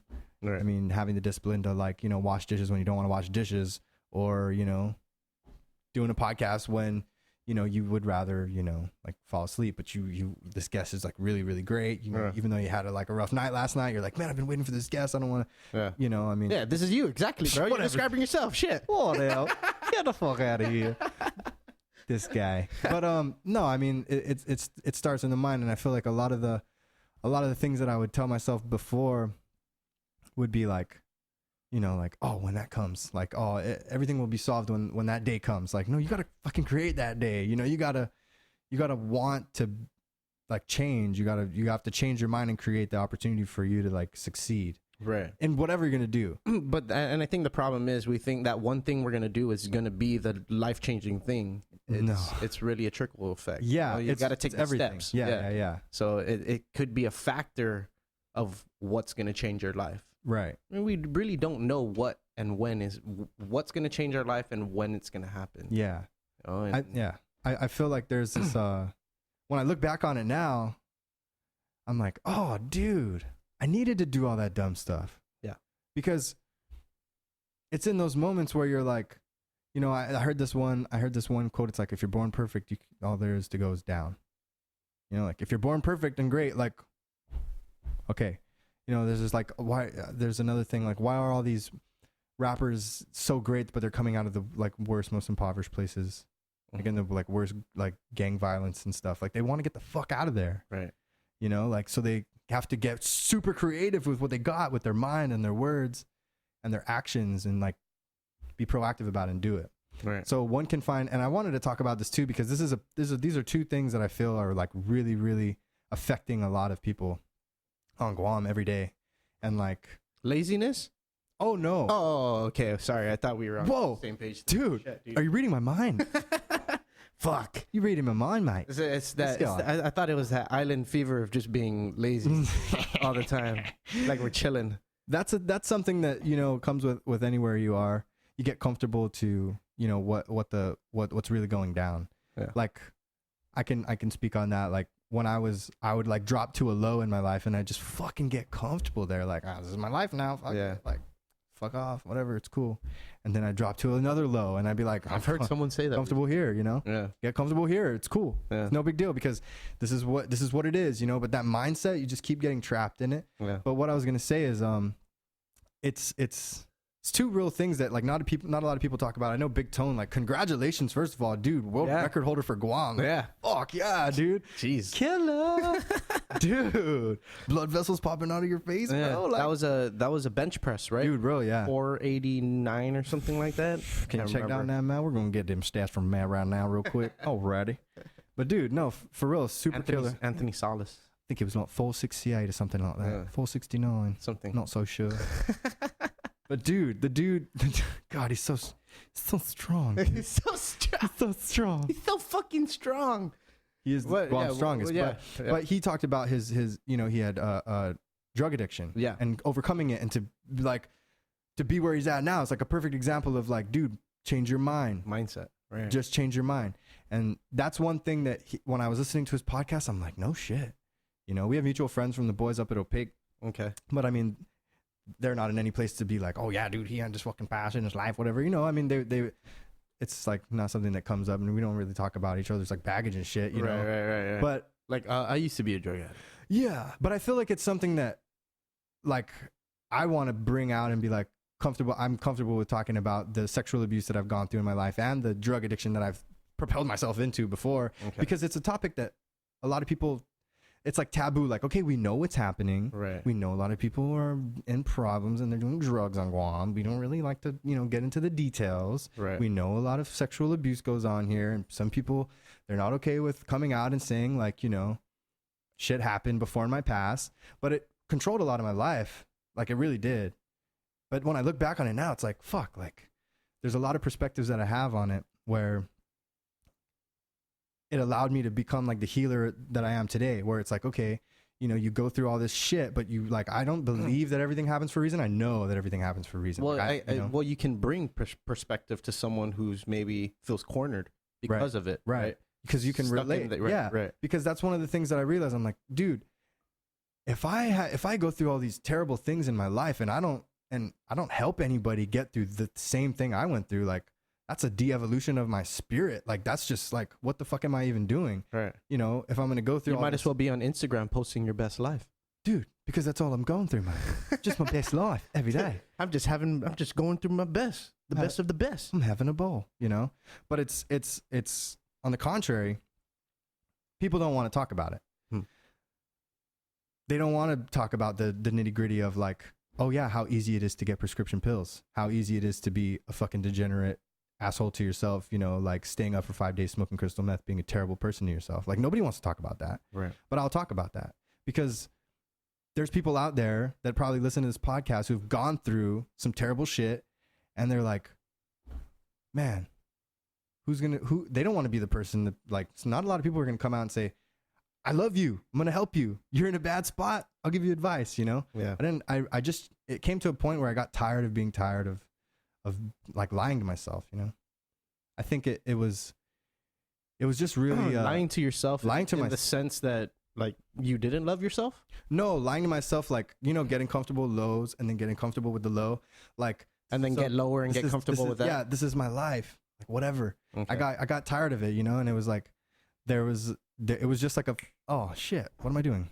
Right. You know, but it's these different pleasure receptors in the brain that are met with all these different substances, catalysts to different perspectives that you kind of can get carried away with. And I understand that, you know, people get into drugs for all different types of reasons, but one of the things that I've always heard is like, I started hanging out with the wrong crowd. And I get that. People get peer pressured into doing certain things, you know, they can, from drinking, whatever. It's like searching for identity also, right, especially in your early 20s. Right. Really figure out who you are. Yeah. So you'll put yourself in any situation or subcultural group for sure to identify with. Right. Whether it's a good or bad. Right. And so, I mean, and bad is relative. Right. Because now I'm looking like, okay, you had to be that piece of shit. Like I keep an app of my sobriety, whatever, like how many days, whatever, I haven't done all this shit and how much money I've saved. Like, man, when I show you this fucking app, when we're done with this podcast, you're going to be like, damn, you saved Jesus. Oh my God. How did Clayton? Stoked you're alive, bro. Like it was like, I was just like letting it go, man. Well, now that you look back on it, right? Well, yeah, I sort of laugh upon. Well, I look back and I'm like, okay, I needed to be this terrible person to myself so that I can be relatable. Because but do you think it necessarily had to happen? Yeah, because there's a lot of people that are like, you don't know what I'm going through. How would you gonna give me advice about drug addiction? You've never been there. Yeah. What kind of drugs you been addicted to? But then on the other side of the coat, on the other side, it's like, what? You're a drug addict. You can't give me advice. Right. Why are you gonna give me advice on if you were a drug addict? Why are you gonna give me advice? But we're talking about helping drug addicts. So it's like, one of the goals that I have is you know, being able to help people that don't want to go into like these programs. I didn't go into a program. I just had to change my fucking mind. So to be telling somebody, like, if you're a social worker and you're like saying like, okay, talking about domestic violence in the house and, you know, or sexual abuse, right? You can relate more. Not saying that they don't do good work, but you can relate more if you've had some kind of experiences. And that's not to say like, oh, or the fact that it wasn't their job. Right. Does that make sense? Well, what do you mean? Like, as a social worker, right? Mm-hmm. Are you saying that it's harder for them to relate to a drug addict because they haven't gone through it themselves? No, I feel like there's a lot of good people that do their jobs, but people that are the sufferers or the victims or the addicts may be like, dude, fuck you. You don't know what I've been through. I'm not going to listen to you. That from that perspective. I see. Okay. So for me, it was like something in my subconscious. It's probably like, yeah, dude, you need to do all this terrible shit to your body because someday some kid is going to be like, fuck you, bro. You never snorted Xanax. You don't know what I'm going through. It's like, oh yeah, I know exactly what you're going through because I decided to do this and then drive my car home being a zombie and made it home and blacked out and didn't know. Woke up at 7 p.m. the next day and I don't remember anything. So I can help you with that because I came from your perspective and I know, you know, been through all this terrible shit. So I know where you're coming from because when people are... But that wasn't the main aim when you were doing drugs, right? No, but I realize now that it's like, no, yeah, dude, no. I wasn't like, I'm going to start all these drug addictions. I'm going to fucking help out all these kids when I turn right. No, not at all. I just was selfish, you know? Okay. Yeah, I'm just making it clear for the listeners. No. Because that's what it's sort of sounding like. It's like, I had to do all these drugs so that I can give perspective to people. Oh, God, no. That sounds terrible. Okay. No, now I realize when I look back on it, like subconsciously something was probably like, dude, it's kind of like, you know, you do all these voices. I always thought I'm going to become an actor. Dude, I do these fucking voices, you know? whatever, this and this and that, be in theater, did NFL, won first place, island-wide NFL, fucking humorous interpretation. I'm going to go and do an acting. It's like, just because you're good at something doesn't mean that you're going to go and pursue it. But I got really good at being destructive to myself, but not for the purpose of, oh, I'm going to go help these people later on. That wasn't the fucking point.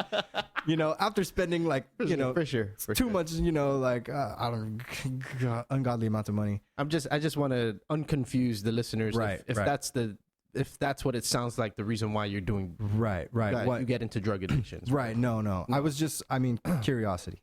Right. Yeah. Curiosity didn't kill Clay, but it surely kills a lot of cats. I know. I fucking came out of that one. Were you heavily influenced by maybe subculture or people around you? There's just a lot of fucking drugs here, man. If they're around, just like they are everywhere. Right. So I'm not gonna say Guam, there's a bunch of crystal meth, go smoke meth. No, like first of all, I'm coming from a place where it was just from my perspective, my experience. So I don't condone drug use. You sound like I'm drunk. Just drinking water, guys. I haven't drank in like 100 and some days, but really? Yeah, I quit drinking. Okay. I forgot how many, over 120 days ago. Was there so you're completely sober? Pretty much, yeah. Yep. Just water and that tea sometimes at Mosa. So are you onto that sugar? I'm on the sugar, baby. No, that sugar drug. Yeah, that's a crazy one too. But I don't know. I was like, alcohol, man. It's like one of the craziest ones because it's there. It's a drug. People say drugs and alcohol. Like, man, fucking alcohol is a drug. You can do morphine. You could try to quit opiates and not die, bro. If you're an alcoholic and you quit alcohol, you're fucking dead. Like that's the one drug where you're like, you're gonna die.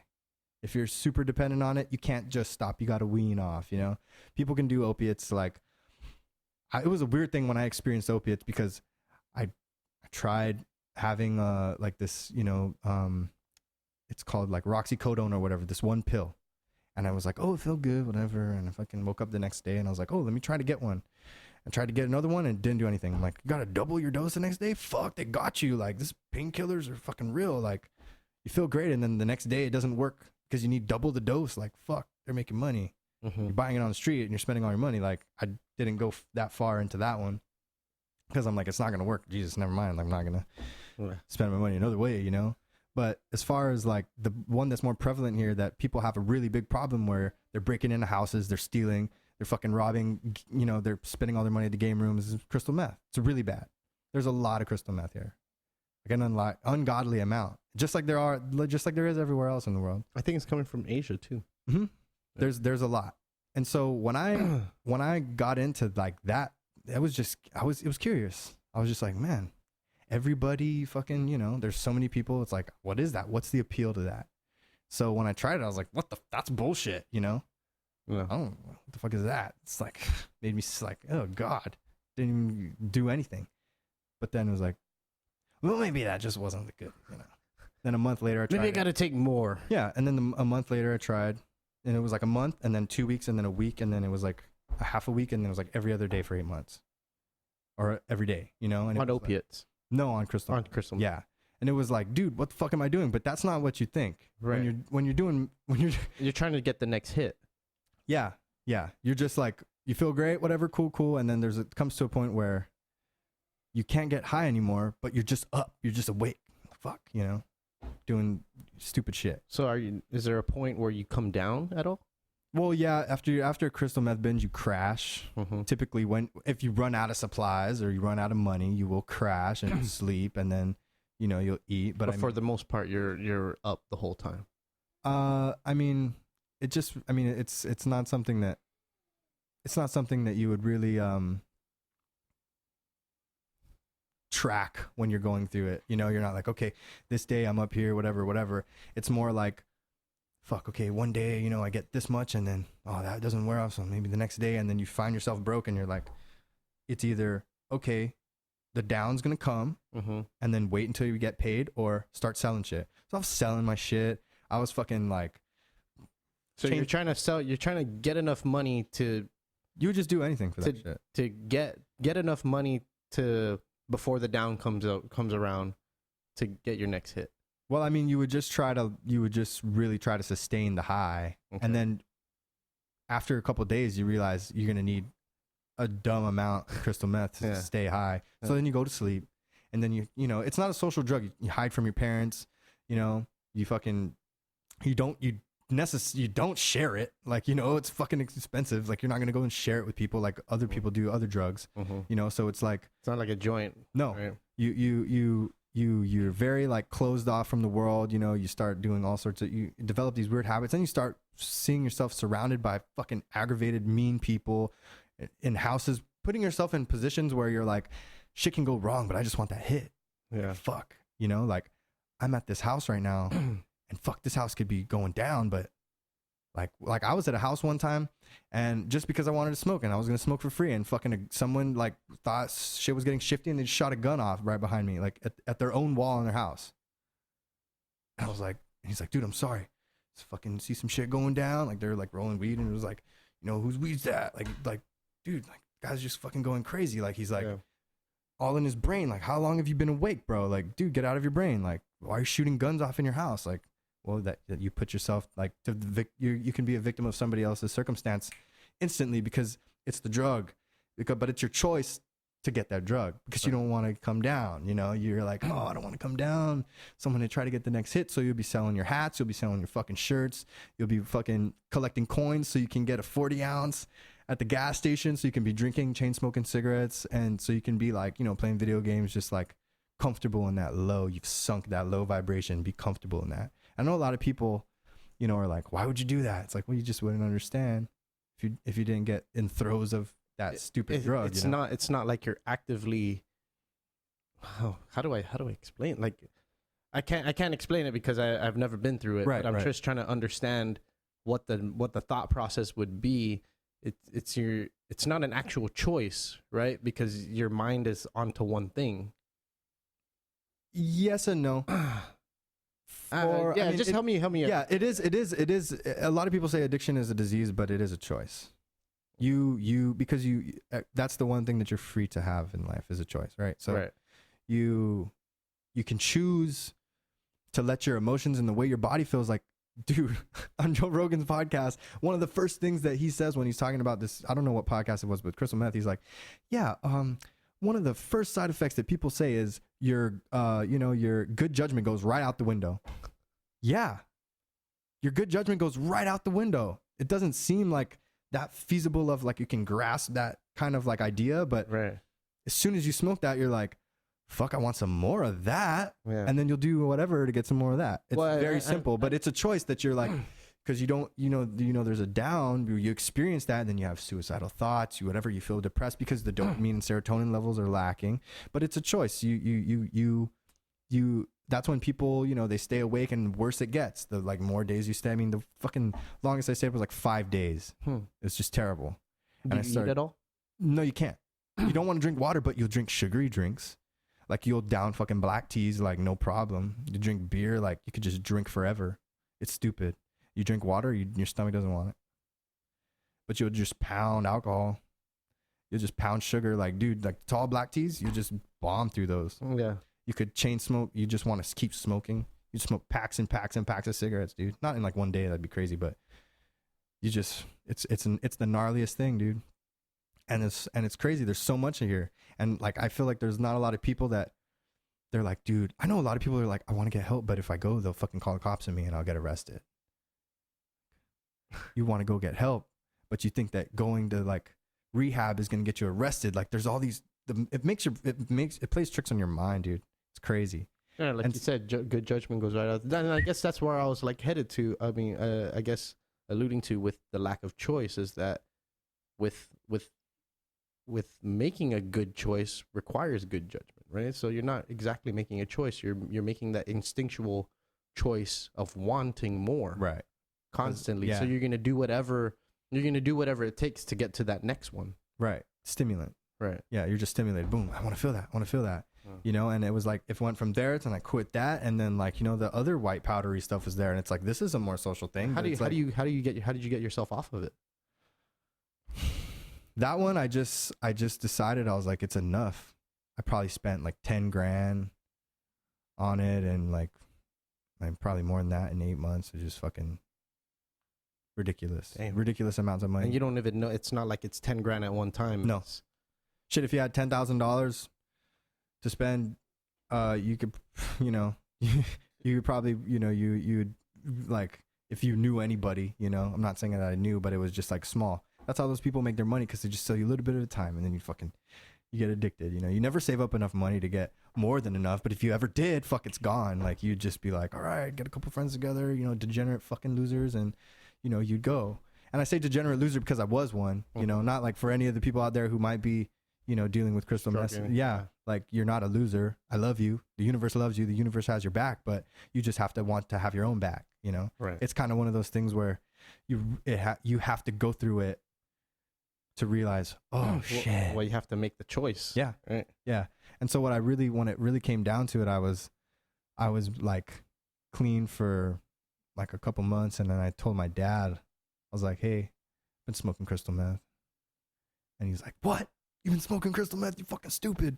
And we had this huge fight in the dining room. Like, not a fight, but verbal. And we have this glass table, you know, kind of like that, but it's a dining table. And he like made a point. He was like, tried to like crack the dining, you know, like the coffee mug on the dining table, but it took him 5 tries. And then he fucking cracked it. And, you know, like, we've been super close and chill because he's had his, you know, his own history back in the day. But, you know, he was like, oh, wouldn't like you smoking cigarettes, but, you know, what kind of an example am I? You know, I wouldn't like you doing that, but what kind of an example am I? So it's kind of like, I guess a part of me was like, well, a lot of people on Guam in my family, you know, have been into this. Like, what's the fucking hype about it? You know? And then when I got into it, it was like, we got you. Yeah. You know, it just fucking grabs you, and you gotta control yourself. And so after I just got dumb, I just was dumb, and I just let myself go crazy on it. I'm very lucky because I didn't end up in jail. I didn't get shot by that dude that's just shooting random bullets off in his house. Yeah. I didn't fucking end up being, you know, in somebody's house and, you know, like, God forbid their house gets raided or some shit, you know, and I'm just like sitting there like, oh, I'm listening to an iPod, you know, waiting for fucking drugs. Like, yeah, you know, made it out alive, you know, curiosity got a little bit strong there. But I realize now, like, okay, there's people out there that were in my spot that are like, no one can relate to me. Fuck it. I'm a loser. I'm a degenerate. I'm a drug addict. I can't be helped. Right. And it's probably the same thing that you just said was, because I'm doing it, I'm going to get in trouble. Someone's going to turn me in. Yeah. Cause I thought that too. Like, fuck, if I try to go to New Beginnings, like, dude, like, then I'll just be able to get more deals there because all those guys are ex-fucking addicts. You know, those guys fucking probably, I don't know, like, you know, like, that's one of this, there's all these stigmas that you create in your mind, you know, you don't really know because you don't try to go get help. But really, at the end of the day, I just was like, no, I don't need that. But then you switch to another thing. And then it was like, oh, all of a sudden there's fucking barrels of cocaine on Guam. Jesus Christ, how the fuck is that happening? Showing up on the shores of Inaran? Come on, guys. Like, what the fuck is going on here? And so I wasn't finding barrels of cocaine in my fucking lawn, you know, it was just like there. And you're like, okay, well, here. And then sooner or later, your paychecks are going to cocaine. And then boom. And then you find yourself, you know, coming out of a bar, and, you know, the bar, you know, 9 a.m. and then you just go to work late and you work all day and you're like tired and fucked up, and it's probably a health hazard because, you know, you've been up all night, like, just a loser, you know, just fucking wasting your life away and just being in it every day. You know, and then you try to get out and whatever. And that's when it was like, okay, get out of this kind of lifestyle, whatever, you know? Yeah. But before like that, the cocaine came around, it was really the pills and the booze back before. Like, the pills, like, oh my God, dude, like, people are like selling their prescription Percocets, bro, for like hundreds of dollars, a whole fucking prescription. Like, dude, you have no idea how crazy it is. Selling their parents drugs from the medicine cabinet. Like, people that are on disability, they'll be fucking, you know, they'll need these Percocets, but they're like, no, I can go and I'll just fucking sell this whole fucking, you know, prescription. Make $1,000. Yeah, easy, boom. And then they're fucking selling Percocet. People are snorting Percocet, you know, buying it for like $10 a pill. Like, what the fuck is going on here? Yeah. And like, I was in the throes of that, you know. It was just like, dude, what's going on? All these different pills, people are fucking just crazy, you know. You fell deep in though. Super deep. I felt crazy deep, bro. And now that you've reached sobriety, you know, I mean, it's dude, it's beautiful. Yeah. It's crazy because it's like I figured it out on my own. I had all these different like close calls and lows, and I'm like, oh shit, like life is real. Anything can like change super fast. Life can change for you really fast. Yeah. Just like as soon as I got like the dude shot that gun off, I was like, whoa. Oh, people have guns in this house now? Wow. You're riding around because you want to get some pills, and then you realize like, why do you have like $18,000 in your duffel bag, and why are you talking about guns in the trunk? Yeah, just like I just wanted to go to Taco Bell. The recent nabbing, right? They had $450,000 in cash. Jesus. It's like, that's crazy, dude. Who just sits with money in the house like that? That's gnarly, dude. Like, you just get into these positions where you're like, okay, what am I doing? Like, do I really want to be here? Well, fuck, I can't really get out of this right now in this position. Like when you're in a car driving with people and you're like, all right, what are we doing? I don't know where we're going. Like, fuck. Well, you got in the car, bro. Yeah. Like, this is all you.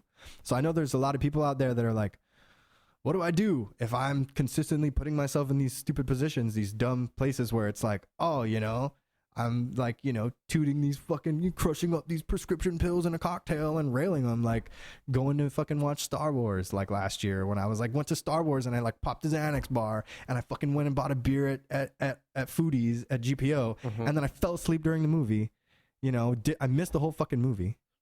And then I come outside and I've always been very interested in people that do Xanax because terrible. It's weird. The first time was one of my friends in college. He's like, "You want to take a Xanax?" It was either Xanax or Ambien. Oh my god, that one's crazy. And never took that one before. And I was like, "What's the point?"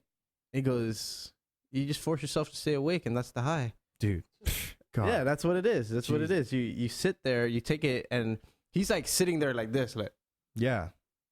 Yeah. Like, zombie. Not even like zombie. And I was like, dude, you all right? And he's like, let's kick it in, bro. I'm just trying to stay awake. Like even with the lean, like that promethazine and codeine, people go crazy over that, But the Xanax is that one. I don't know. I've heard a lot of crazy stories. I've had this one guy at the condo. Dude, this guy was walking around naked outside because he took an Ambien, and this is a common thing. They forget they took one, so they take another one.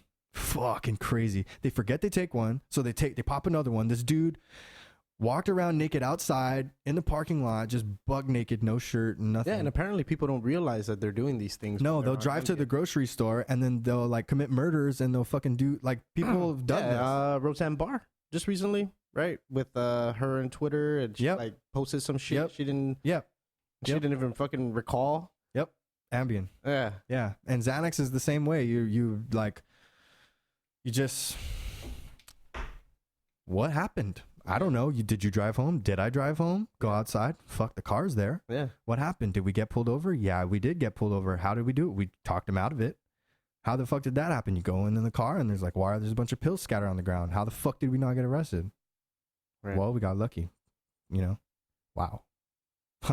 What the fuck happened there? That was the one time where I was like, I need to go back to sleep.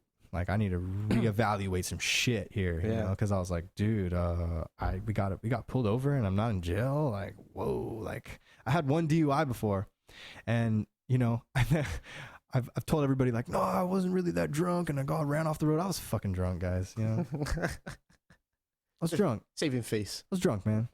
I was drunk. I fucking hit the tiny, there's like a scratch this big in the fucking little median in the road. Yeah. My transmission broke in my Camry. Got pulled over. Told the guy, I was like, I'm drunk. Just take me, whatever. Talked about it. He's like, I've pulled over judges and arrested judges. Judges get DUIs. It's okay, boy. Don't worry. Yeah.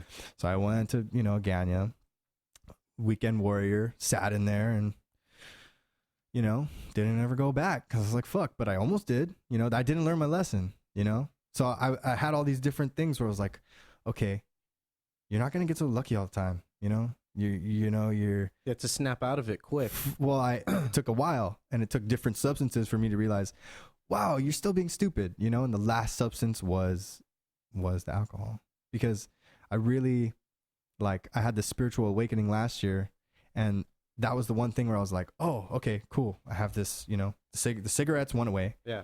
And then I went and I would always rationalize, how you have 1 beer a day, you have, 1 beer a week, whatever. I went like 8 days, I went 11 days, and then I went to McCrouts. I went 11 days without a beer, and then I went to McCrouts with my friends, and I'm like, after a hike, and I'm like, fuck it, I'll have a beer, bro, it's all good.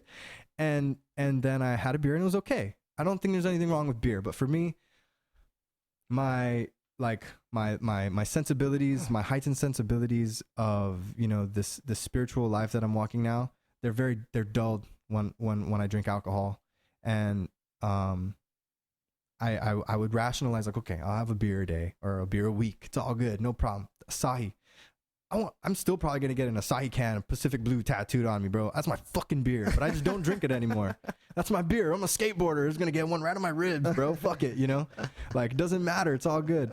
But Matt's gonna get a Budweiser can. Oh fuck yeah, dude. On his. I just don't drink. And then there was one day I was with my boy, and we were up in Agana Heights, and I had a Heineken can, like a slim Heineken Light, whatever, half of it.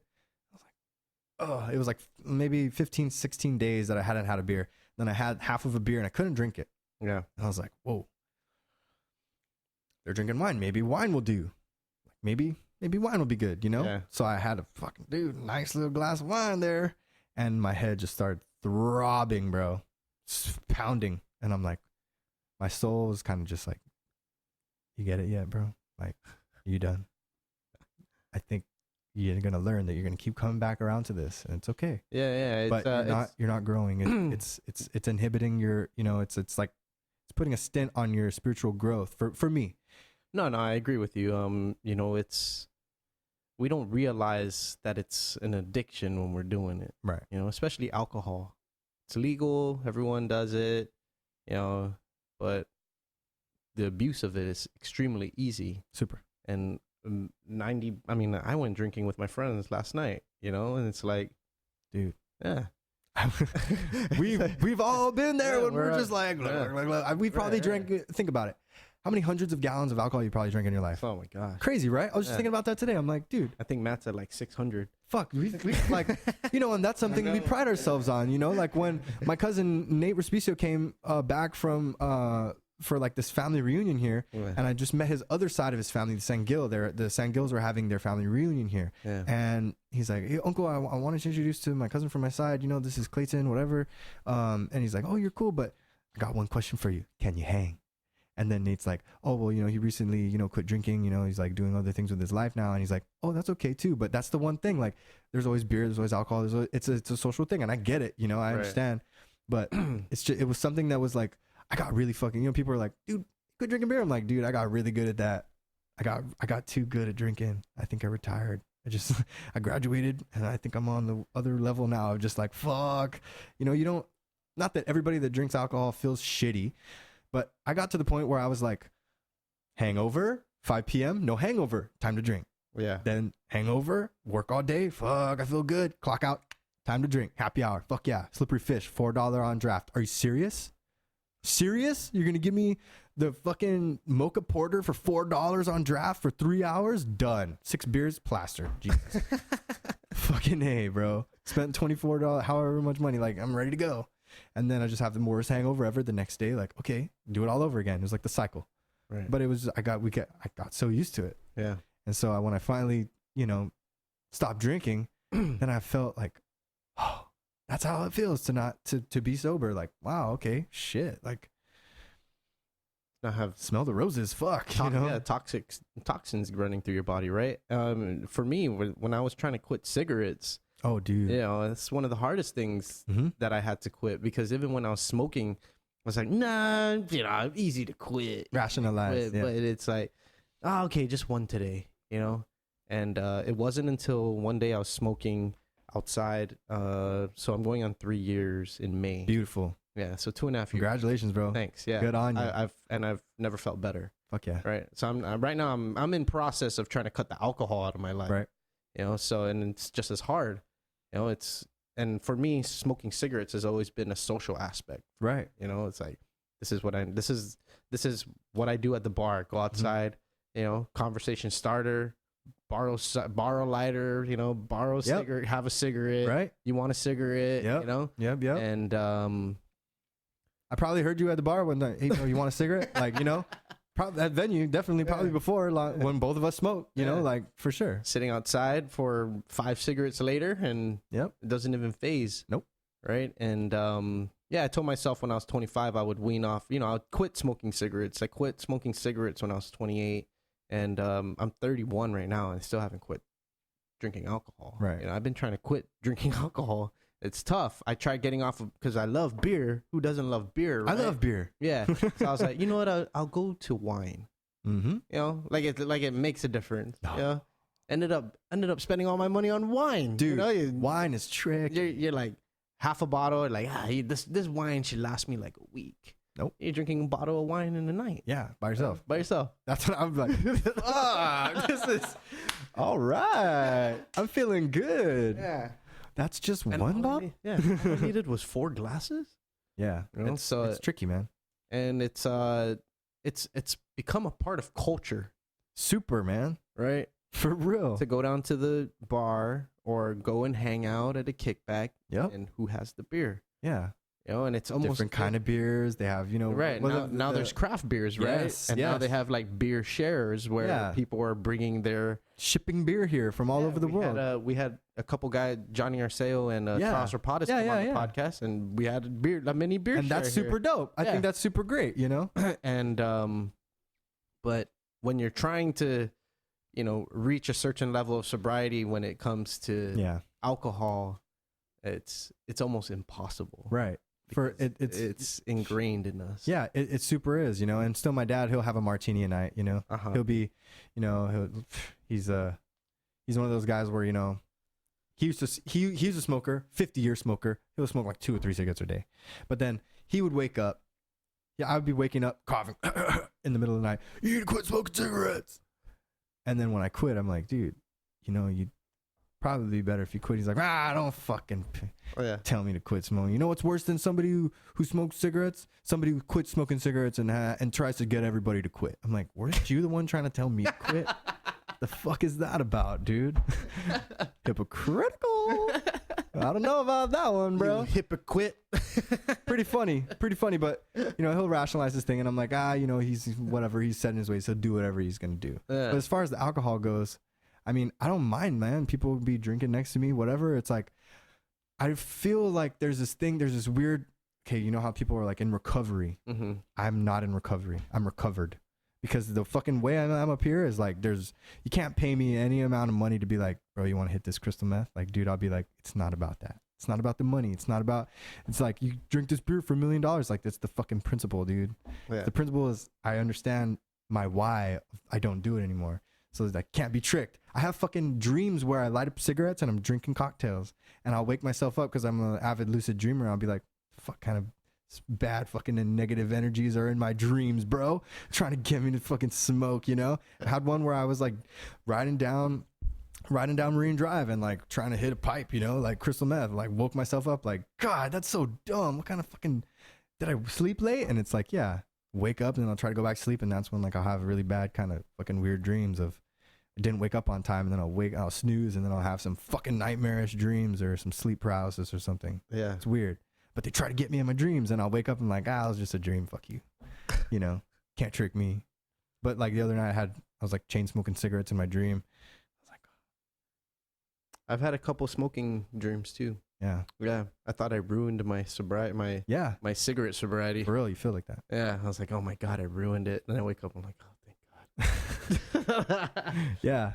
Yeah. You mentioned that you've reached a spiritual part of your life now. Mm-hmm. In what respect?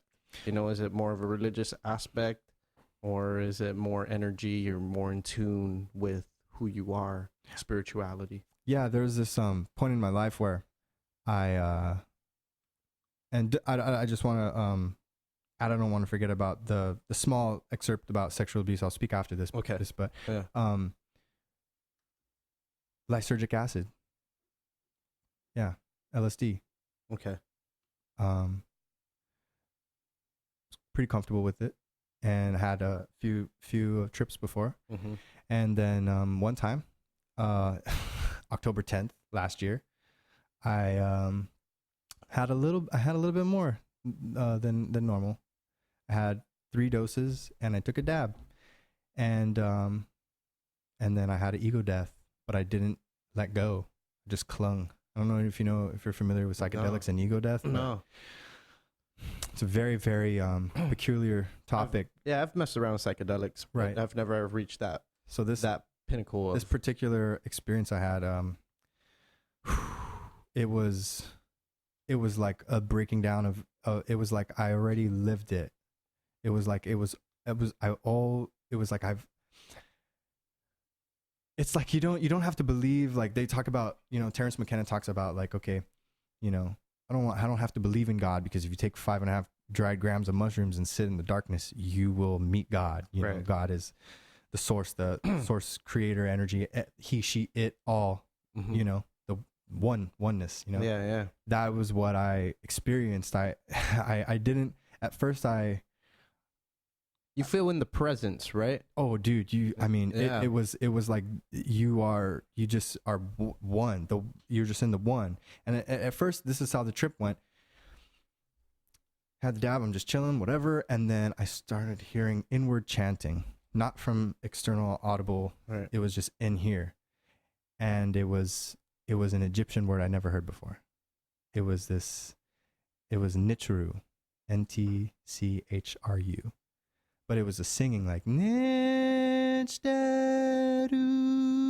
And I was like, you guys hear that? Mm-hmm. And my friends were like, 2 friends never tripped before. Bad idea. They're trip sitters, but they never, unbeknownst, like, they didn't know. They didn't know how to handle somebody. Right. And I sure shit didn't know how to handle myself either. But I had this weird thing, and I'm like, okay, never mind. I don't know what I'm hearing, Like, yeah. What does it mean? It means God or gods in Egypt. Egyptian. Okay. Nitru. Nitru. Ntchru. NTCH. No, you don't have to turn on. Yeah. And I didn't at the time. I know all this knowledge now, but I didn't know any shit before. Right. I was really like, okay, whatever. And then it stopped, and then it came back around again, and I was like, whoa, you guys really don't hear that? Like, they're like, no, Clay, like, don't hear nothing. And I'm like, okay, And then I like laid down on the couch. I was looking up, and I saw like these. It's like a highlighted white, like kind of like not an orb, but spherical, like circle, and then a smaller one, and then a smaller one, and then the 7 like chakras and all the different colors for them. And I was like, whoa, that's new, Like I just thought like, oh, that's new.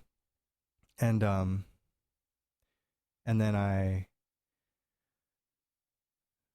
kind of started seeing different, like a torus field, like I was on the inside of a sphere in the whole room. And then I had this weird feeling like, okay, I started getting nervous. I started getting like anxious and scared. And like the fear came. And like Terrence McKenna talks about this, is like the fear. The fear will come to everybody, and it will come, but you have to just say no. Don't give in to the fear, because the fear is like, it really is going to try to grab you. And like, it's like everything that you've ever never thought you were afraid of will fucking look at you in the face, and it will try to scare the shit out of you. Mm-hmm. But before that really came, there was this sphere of this tsunami blue energy. Like, I'm in this living room right now. If there was a sphere of blue, like holographic sphere of perfect blue, like love, like truth energy, that was like just crashing in on itself, perfect and strong, but like with no borders, just like cresting in on itself, because it's so graceful, and it's like just by itself, it's like embodying everything that you want. And inside it was like, this is what you want, this is what you want to be, this is what you want: truth, light, love, purity, strength. But if you died right now, and that was one thing, I was like, I took my phone out, and I was like, I'm gonna die. I'm going to die. And this is a common thing. People really do think, they're like, I'm going to die. Like, you look it up, and it's fucking sure as shit, you'll find people think they're going to die. Mm-hmm. For real. It's called an ego death. Ego death experience. It's fucking scary, but it can deter a lot of people away. But psychedelics don't teach you anything. They bring out what's inside. Right. They bring out what's already inside of you. So it showed all the things that I was afraid of, And that's why they say you have to be you should be in a very clear mental state, have everything going on, you know, correctly. But in this moment, I had just been like 2 months sober off of all those, you know, things that I should have been, you know, stopped doing. And I was like, okay, I'm good enough, you know, and I was like testing this stuff out, and I really like, I was in for it that time. And a lot of people think, oh, I've done it this time. That's what a lot of people think, like, oh, I've really done it this time. I think I'm going to die. So I started saying like, dude, I think I'm going to die. And they're like, dude, you're okay. But what I was seeing was like, no, like, you're going to fucking die, dude. Like what you see and what you can try to relate or explain to people, it's just like you can't. Like there's no translation. There's like universal truths that you try to like utter out of your mouth when these trips are like happening, and then when they're as soon as you try to like speak them, they like fade away, and you just like you get frustrated because you can't explain the universal truth. Yeah. But you know what it was, you felt it, you were it, right?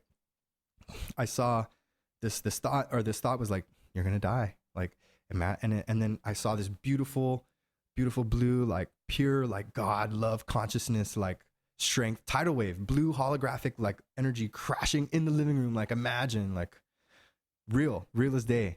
And then it was like, this is what you want, but if you died right now, it's not where you're going. This is not what you want. This is not what you would get, you know? Yeah. And then the fucking room turned red, dude. And the first time trip, dude. The first time I ever heard of a bad trip. The first time I ever heard of a bad trip was this Darren. Oh my God, Darren, the glass guy. Okay. The glass guy, his girlfriend, right? So Kashmir by Led Zeppelin came on when we were at a barbecue at their house. Like, oh wait, what was it? Like, yeah, Kashmir by Led Zeppelin. I don't know if you guys can play it. The song is coming to mind. Yeah, the song is fucking killer. She's like, oh nope, bad trip. Change it. She had a bad trip, and that triggered when she heard that song. That song was playing when she had a bad trip, dude. That's the fucking Jimi Hendrix was playing that in the popcorn ceiling.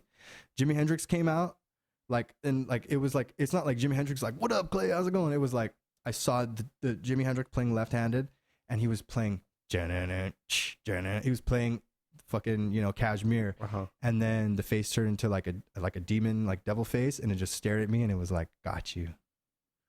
Like, you're in hell. Like, that's what the thought was, because I fed into it. But it's an illusion. Right. It's an illusion. You need to just... It's not actually happening. No, it's not. Yeah, you need to... But you need to surrender. And I mean, it is happening. It fucking is. But you need to surrender and let go and not feed into the scare illusion of, I'm going to die. You need to, like...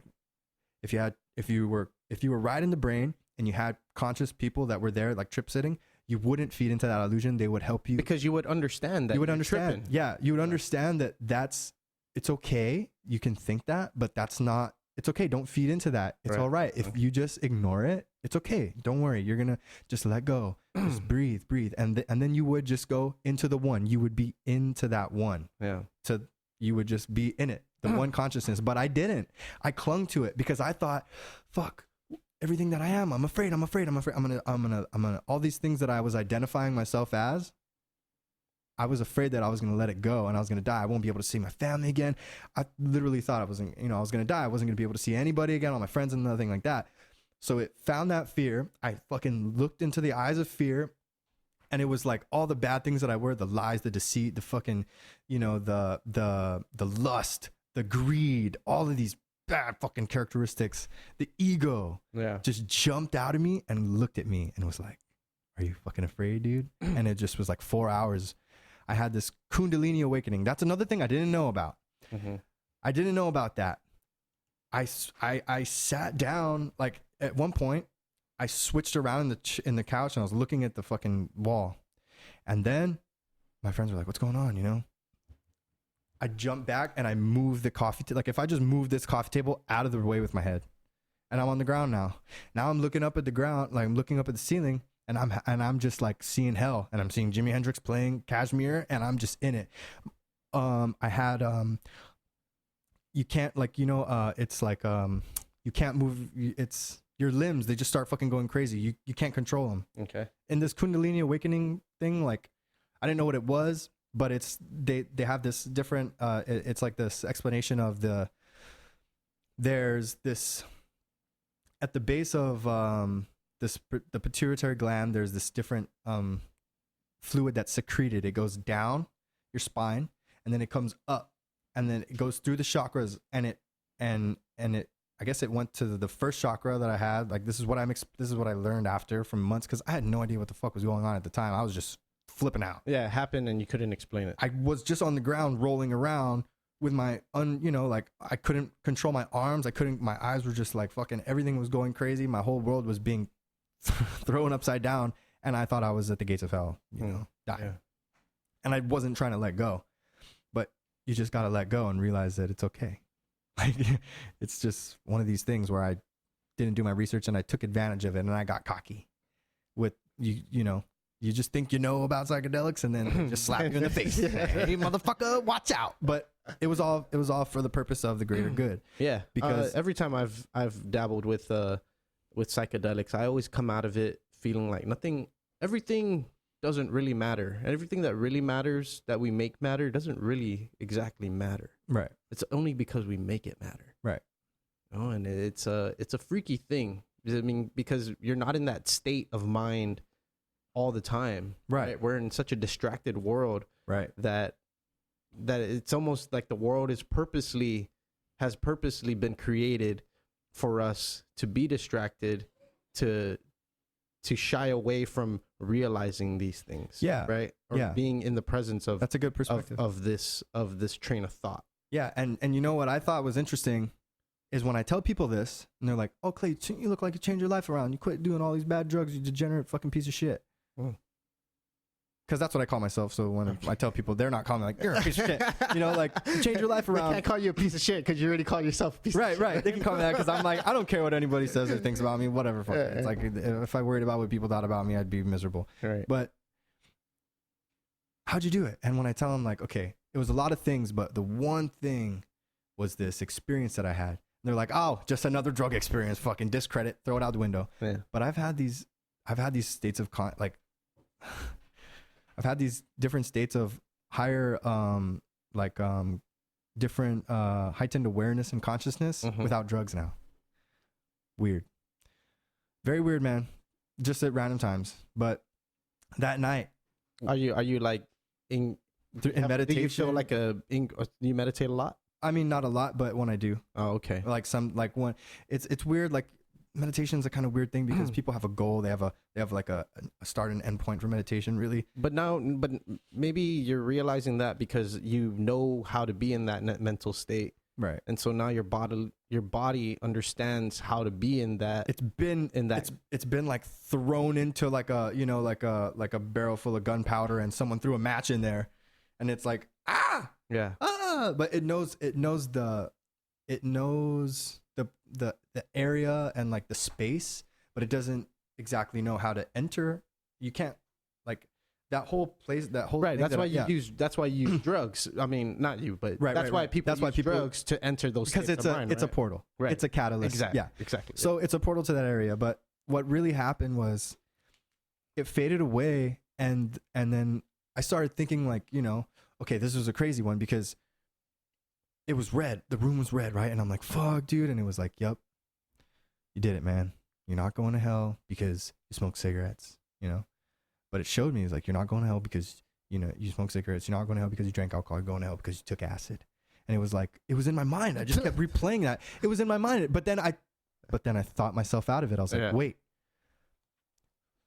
Dude, it's like, imagine there's Crash Bandicoot, but you're running down the hill. The fucking boulder, as soon as you stop trying to dodge, that boulder's hitting you, bro. And you're being pummeled all the way to the bottom. So you need to fucking have mental clarity and strength to be like, well, to be in those extreme states of mind, right? But when it's happening, I was like, but not everybody that's taken acid goes to hell. And then it was like a layer was pulled back, and I'm pushing this boulder up the hill. It's like, okay, so if that's true, because what you do when you get scared and you feed into this illusion is you take the illusion and you place it under, this is fact. This is fact. This is really happening. I'm scared. But if you don't see it as an illusion, you start building fear on that illusion. And it's like, "Oh, you believe me, fuck." And then it starts rolling down the hill and it just pummels you. You really have to be mentally, fortified and strong, like fucking strong, because it can and will, if it sees that it can get in there, the fear will try to take over with anybody who has the right amount. And this is one of the things with psychedelics that a lot of people say, like, oh, I took too much. Like, no, you just didn't take enough, because and this is not condoning psychedelic use, of misuse, or of any drugs at all, but a lot of, pioneers of psychedelia will be like, when you take a little bit, your mind still has space to try to combat it. Like with the mushroom thing, you take 3 grams of mushrooms, you're going to still be able to like try to like control it. Like, okay, I'm still good. Put music on. I have my friends. We're chilling, whatever. Yeah. But if you have 5.5 grams of dried mushrooms and you sit down there, everything's going to fucking melt, bro. Yeah. You're literally going to be like, whoa! You're going to be in it. You're going to be melted with it. And you have no choice. Your brain will just let go. You'll surrender to it. And then you'll be in the one. And this is the weird thing about the psychedelic trip. After that night, everything started fading away. Like the vision started fading away. I looked at my friends. I'm like, I didn't even say I'm sorry. I didn't even know what the fuck just happened. And then I was like, I need try to drink a beer. The beer didn't taste the same. Okay, maybe go for a cigarette. Went outside to the balcony, tried to smoke a cigarette. I heard sirens from an ambulance. I wanted to escape. I'm like, they're here for me. Fuck, they're gonna arrest me. Fuck, like they're coming for me. My friend's like, dude, like, no, that's an ambulance, bro. They're not. No cops are coming to break the door down for you, bro. You're fine. Like, it lets you. It's very self-introspective. Like, it makes you so focused on all of the problems that you have, and that's just why one of the podcasts with Bert Kreischer, Joe Rogan had, on the Duncan Trussell podcast with Bert Kreischer and Joey Diaz, that recently, he was like, yeah, I went to therapy, and the therapist said, they're talking about acid, and he's like, yeah, the therapist said, well, this is going to be like a long, strong out acid trip, or you could just take acid. He's like, really? He's like, yeah, about 10 hours, but you can fucking solve all these problems. Like, it helps people with all these different problems they have, dealing with PTSD and all these different things. Yeah, and they're starting to use therapy more and more. I think they just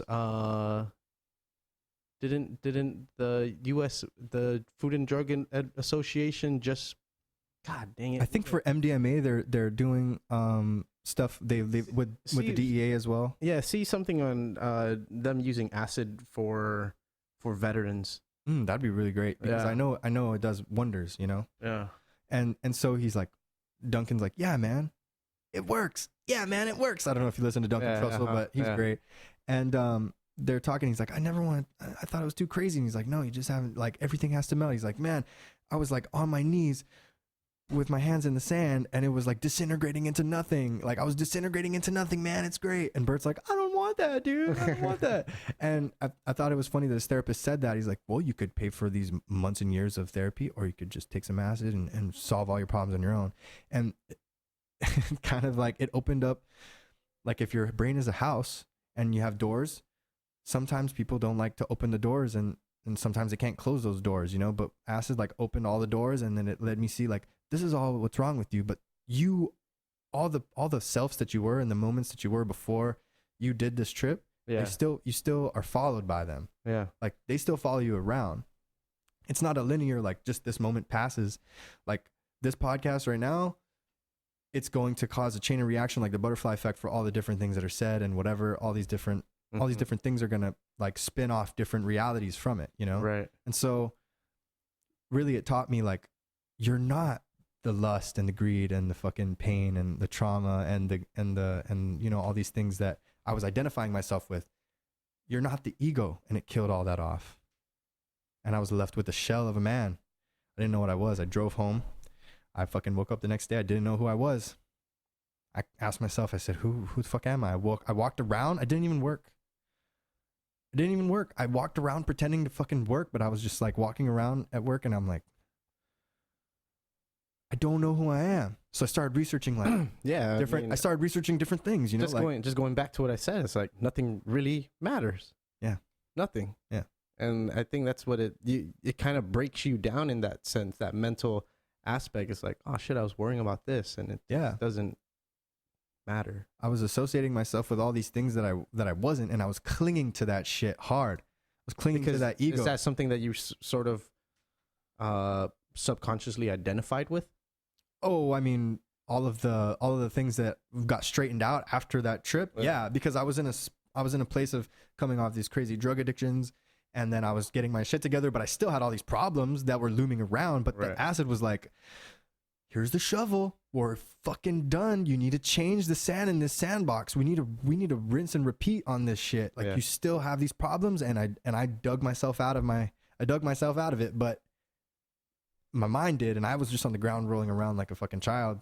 Yeah, okay. You know? I guess I missaid. Oh, okay. Because it's not like shit don't matter, like you said. Right, you still have to take care of the things right that are bogging you down outside of your mental, right? But as far as the mental and the mental strains and we get distracted in things that don't matter. Shackles that we hold onto ourselves, that we hold ourselves to, you realize it doesn't really matter. Yeah. You can actually handle the shit. You can handle it, but you have to know that it's it's a problem first.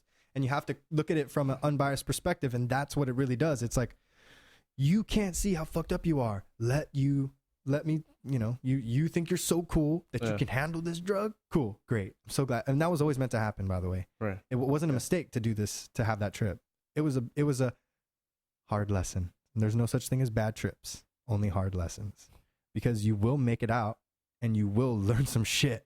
Yeah. And so, but not many people are as lucky as you to make it out of certain drug addictions, right? Right. Not many people have the type of, like, I guess, education or information or even like circumstance where they can get out of it. I know people that, their grandparents like, it's like, dude, I met somebody and it's like, your grandparents smoke meth? Fuck. And your mom and your parents? Fuck. And it's like a part of the thing. So you're never going to get out of it. Yeah. If it's a normalcy, it's kind of fucking like, okay, that's just a thing. So they maybe not be super addicted and getting all strung out, but it's like, okay, maybe you smoke like once or twice a week. Like, what is that doing for you? Right. But it doesn't matter because it's always been a part of the family. So it's kind of like maybe, and that's just maybe everybody's story is different, but some people for sure can't. I mean, they feel like there's no way out. And I feel like me coming out and speaking about it, like, yeah, I've been a degenerate piece of shit, and I can probably give some people advice on like, yeah, I've been there. I love you. Like, you're sticking a needle in your arm only once, man. But I fucking know what it's like, and it's not good. Don't do it. You're fucking smoking. You're crushing down pills, and you're smoking them, freebasing them. The fucking opiates, like, can't last forever, man. I've been there. You're snorting fucking Xanax. I've been there. It's not gonna last, bro. You're spending all your paychecks on cocaine. It's not gonna last, bro. You're binging on crystal meth, staying up for 5 days, man. I got you. I've been there, man. I'll fucking help you. Like, there's people that need somebody to fucking go to that's like, you're not a doctor, you're not a therapist, you're just a fucking dude who's been through some stupid shit that you put yourself in, and now you're putting yourself out there to help people. And it's like, I feel like I've done a lot of dumb shit that I'm like, okay, how can I use that? Well, that's a real awakening, though. Yeah. You know what I mean? Yeah. And so from that psychedelic experience with that beautiful tool, the lysergic acid diethylamide, from that beautiful, and now I realize you don't need that. I've come into these like states with cannabis, and that scared the shit out of me, bro, because cannabis doesn't work the same anymore. This goes for a lot of different, really deep, spiritual awakenings, ego death trips. Like, you think you're like, oh, you're dying kind of trips. Cannabis isn't the same. You just need a little bit and you're fucking like, whoa. Like, I had like a joint one time, and I just thought everything started being familiar. Like, remember this? Like, time is so weird.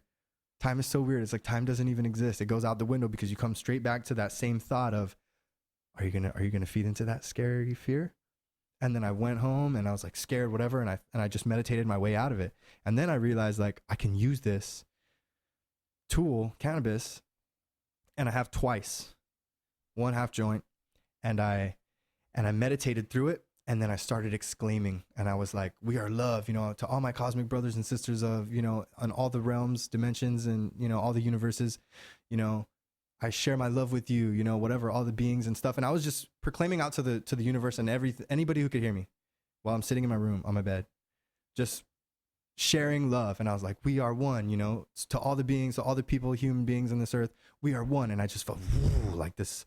I have this very like psychic sensibility warming of my body where I'm very intuitive, and I have these things now where I just fucking feel stuff, when something's good, I'll feel it, and I'll I'll say something really, really like, proactive to the world. Like, I was saying these different phrases when I was in this meditative state, and different feelings of warmth and love were coming under me. And then I said, we are consciousness. And dude, it was like a different vibration. I was like, oh, what is that, dude? It was crazy. But that was the only time that it showed a different kind of frequency through me. Like the heart was just like it was, the heart is, it's like a pump and a force field for your frequency that you're sending your love out. Mm-hmm. So I'm like, when I was doing these like not mantras, but I'm sitting there meditating, but under the super heightened sensitivity of the cannabis, because now it's like I'm so, dude, like a halfer, and I'd be just. Well, it sounds like you understand how to get yourself to that state. Yeah, right? And then I stopped with a little bit of help. Right, but then like the other night, it just came to me without anything. Now I'm realizing that I don't need any of that.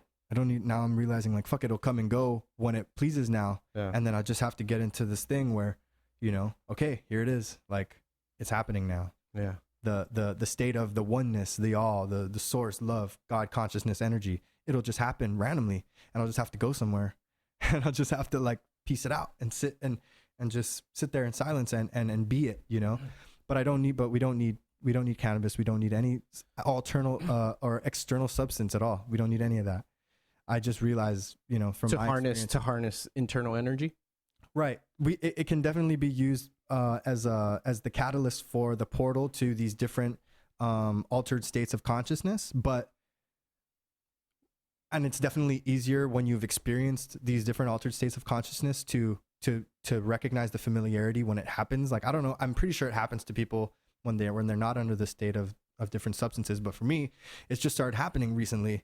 Like, I'll just be trying to go to sleep and I'll be like dozing off, and then boom, like, oh shit, I'm in this one area space now, and I'm just one with all of the universe. Yeah. What if people actually get into those spaces, but they don't understand that they're in it?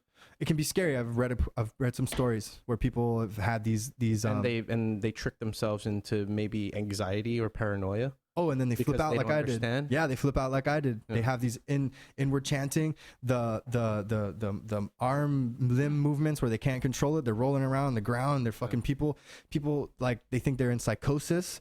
But I'll send you the link on the website that explains of the bunch of the stuff that I found. It's like, this happens. Mm-hmm. In the Eastern world, this happens way more than in the Western world. And so these people started opening up schools and clinics for when people have these different parapsychological funnies and happenings. It's because you can't treat it with Western medicine, because then you just end up in an insane asylum, but you're really totally fine. You just have like these psychic sensibilities and fucking something happened, and now you're being juiced up with suppressed with meds, right? Yeah, and it doesn't work because it's not the right way to treat the symptoms. Very, very interesting. Yeah, it's crazy, dude. I didn't know it was happening to me, and when that happened, then I was still like, okay, rationalize the alcohol drinking for once, and then I'll just check right now. Oh, my phone's over there. Like, it was like, it's been 100 and probably past 120 days. I stopped counting. Yeah.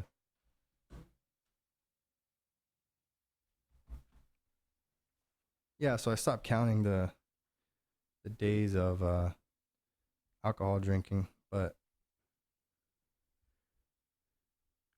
so here you could just scroll. That has like the days of the different drugs. Oh wow. Okay. Yeah. Jeez. Yeah. It's kind of like even lust. Yeah, that's a tricky one. Not lust as in like, oh, you in your mind. But that's pretty... Like masturbation? Yeah. Okay. Oh, sorry, dude. No, it is. Yeah, no, it's okay. No, I just threw your phone across. Oh, don't worry about it. No. So it's masturbation. Well, see, the thing about... I've even realized with... I was researching like, okay, well, what kind of... Since I have these heightened like psychic sensibilities, spiritual fucking awakening... Yeah. Wait, do you believe that you're psychic? No, I'm not psychic. Oh, okay. No. I'm just highly intuitive. No, I can't read your mind or anything like that. No. That's not what we're worried about. No. He's thinking about food.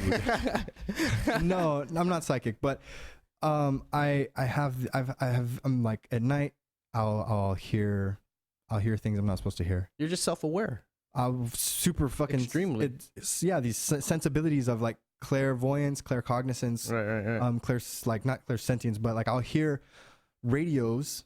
Like sometimes I'll be hearing a radio playing a song from my condo in my room down the street, and a guy's fucking like I'll be hearing it from like inside his car, not boom boom boom. Yeah. I'll be hearing like In the End by Linkin Park. I shouldn't be able to hear that. Shouldn't be able to hear a water, like someone turning on a water faucet in a unit super far away. Like, you shouldn't be able to hear these types of things. The things that I hear sometimes, or a light switch go, shouldn't be able to hear that. But I do. Started hearing all these things. I started seeing things very, yeah, man. Very, it all started really at the very end of, people are gonna think you're a crazy man, though. Oh, that's fucking. That's fine. They should. They should. They should. That's a really good term, because a lot of people think, oh, you're crazy. It's like, fuck, man. I'd rather be crazy than normal. What's normal? It's relative. Yeah. But if you go into any Eastern like religion or philosophy, if you go into any Eastern country, that's their. You find fucking normal people, like, that's their norm. Yeah. You find all sorts of really, really different people, and I'm not psychic. We've just been attuned to society, to way the society, Western society, and the way it is. Right. Of that's what's normal. Right. I mean, that's why when we go to Japan, it's like, wow, this ain't normal, but yeah, it's normal. Yeah. For them. Yeah, it's just a different, pace of life. But I mean, for me, it wasn't always my pace of life. It was just like, well, here you go now, But as far as like what you were saying about the masturbation thing, when you brought that up, yeah, I was looking up things that hinder spirituality, and he was at a day, by the way. I don't even know how it just had one day, 100 some, but it's I was like, because it's your life force energy, and so when you expel it without purpose, like, you think about it, there's an egg and there's sperm. That's the most powerful fucking thing in the whole universe. It creates a whole human. Like, that's the most craziest thing that humans are capable of doing, creating fucking more. Right. Like, it's the most powerful thing, right? And so when you use these different fluids, this sacred fluid, literally, I mean, when you think about it like that, I mean, some people are so already programmed to this, porn, whatever, bullshit. It's like a normal whatever. Yeah. Right. I mean, I understand. It's so easy to talk about sex on social media and sex thrown in our faces and movies and entertainment and stuff like that. It's become a normalcy, right, to see provocative things. Right. And I understand that. Yeah. And so, I'm not saying like, oh, I've never masturbated in my life. Obviously, what the fuck? I've never touched my own dick. Come on, guys. Giggity. So, that's, that with that whole thing, I was researching about different foods, like, coffee. Like, okay, coffee it's not something that, you should be really drinking. And I was like, why? It's because, like, within an hour, it can cut 40% of the blood flow to your brain. And, like, there's all these different scientific things about it. I'm like, well, fuck, like, naturally, I just stopped drinking coffee. Before I even found out that research, my body was just like, wake up, you're good, no more coffee. So all these things just start, like, all the things that I was serving before, and I was basically putting these on a pedestal, like the drugs and whatever, and the masturbation came later. I was like, what the fuck, really, this spirituality thing? Like, I didn't understand why. And then and then I was like, okay, whatever, I don't need that. I don't need to objectify women by watching pornographic images and getting myself off and without any purpose. I'm not creating a human. There's no intent. There's no honor in the act, And then after fucking a long time, I was like, and then I figured out about this no-fap shit. I'm like, what the fuck is that? And it's like, there's a bunch of people who do this. Like, you have intercourse, you have sex with your partner or whatever. That's not a part of the, like, it's not a thing you can't do. Like, oh, you can't, ejaculate, with your partner, man. It's no fap. We're fucking straight edge, brother. Straight edge, brother. We keep our cum in us. Yeah, that's not what it is.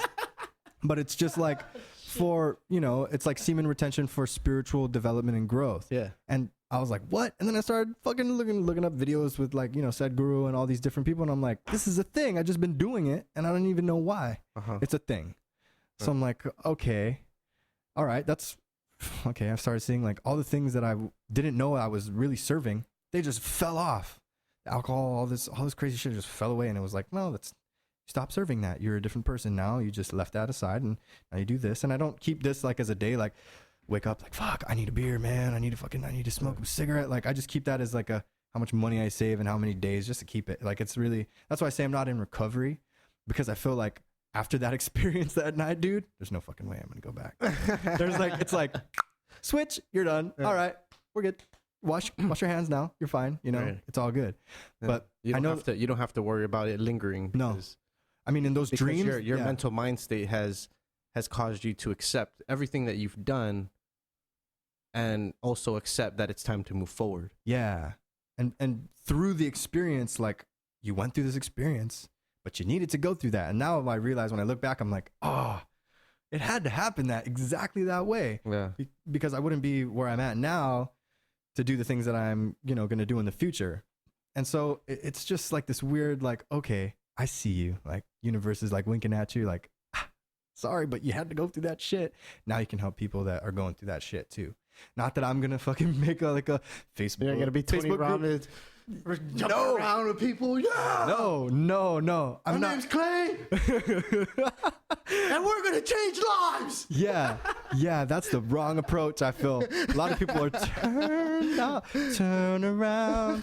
This guy Clay is a fucking crazy guy. He's not psychic at all. I'm not. I'm totally not.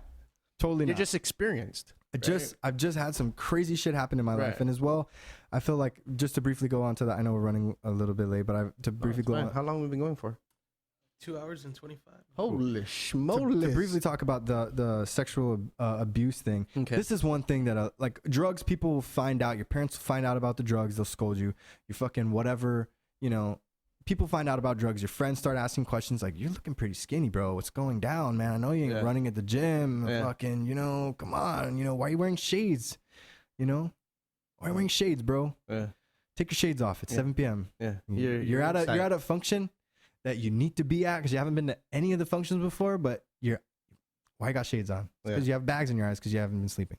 So people will start to fucking see physically, unless you're just hoarding yourself up in a room. Right. With the sexual abuse, people just hold this shit in forever, man.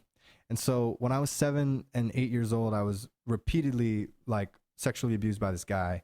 He's a 15-year-old guy up in the neighborhood in Jigo that I lived in. And I just thought it was a normal thing. Even for a while, I was like, this is fucking growing up, I'm like, I guess I no one to talk to about it because, when you when you have a sexual predator like that who's like used to doing this thing, it's easy for them to say, I'll fucking kill you if you tell anybody. Right. You're scared as shit. I'm a 7-year-old. Fuck, I'm not gonna fucking tell anybody. Then I'm not gonna tell anybody because you're gonna kill me, Right. It sounds like I'm joking about it now because I've made peace with myself. I went for 15 years until I was 22 where I literally, like my ex-girlfriend was like, we're having problems with our relationship and she was like, I'm not even gonna be your friend anymore unless I bring you up to your mom and you tell your mom right now. Because I told like my first love and a couple my bandmates and then my other girlfriend. Yeah. But I didn't tell anybody in my family because I was ashamed. Right. Like it was my fault. It was my fucking problem.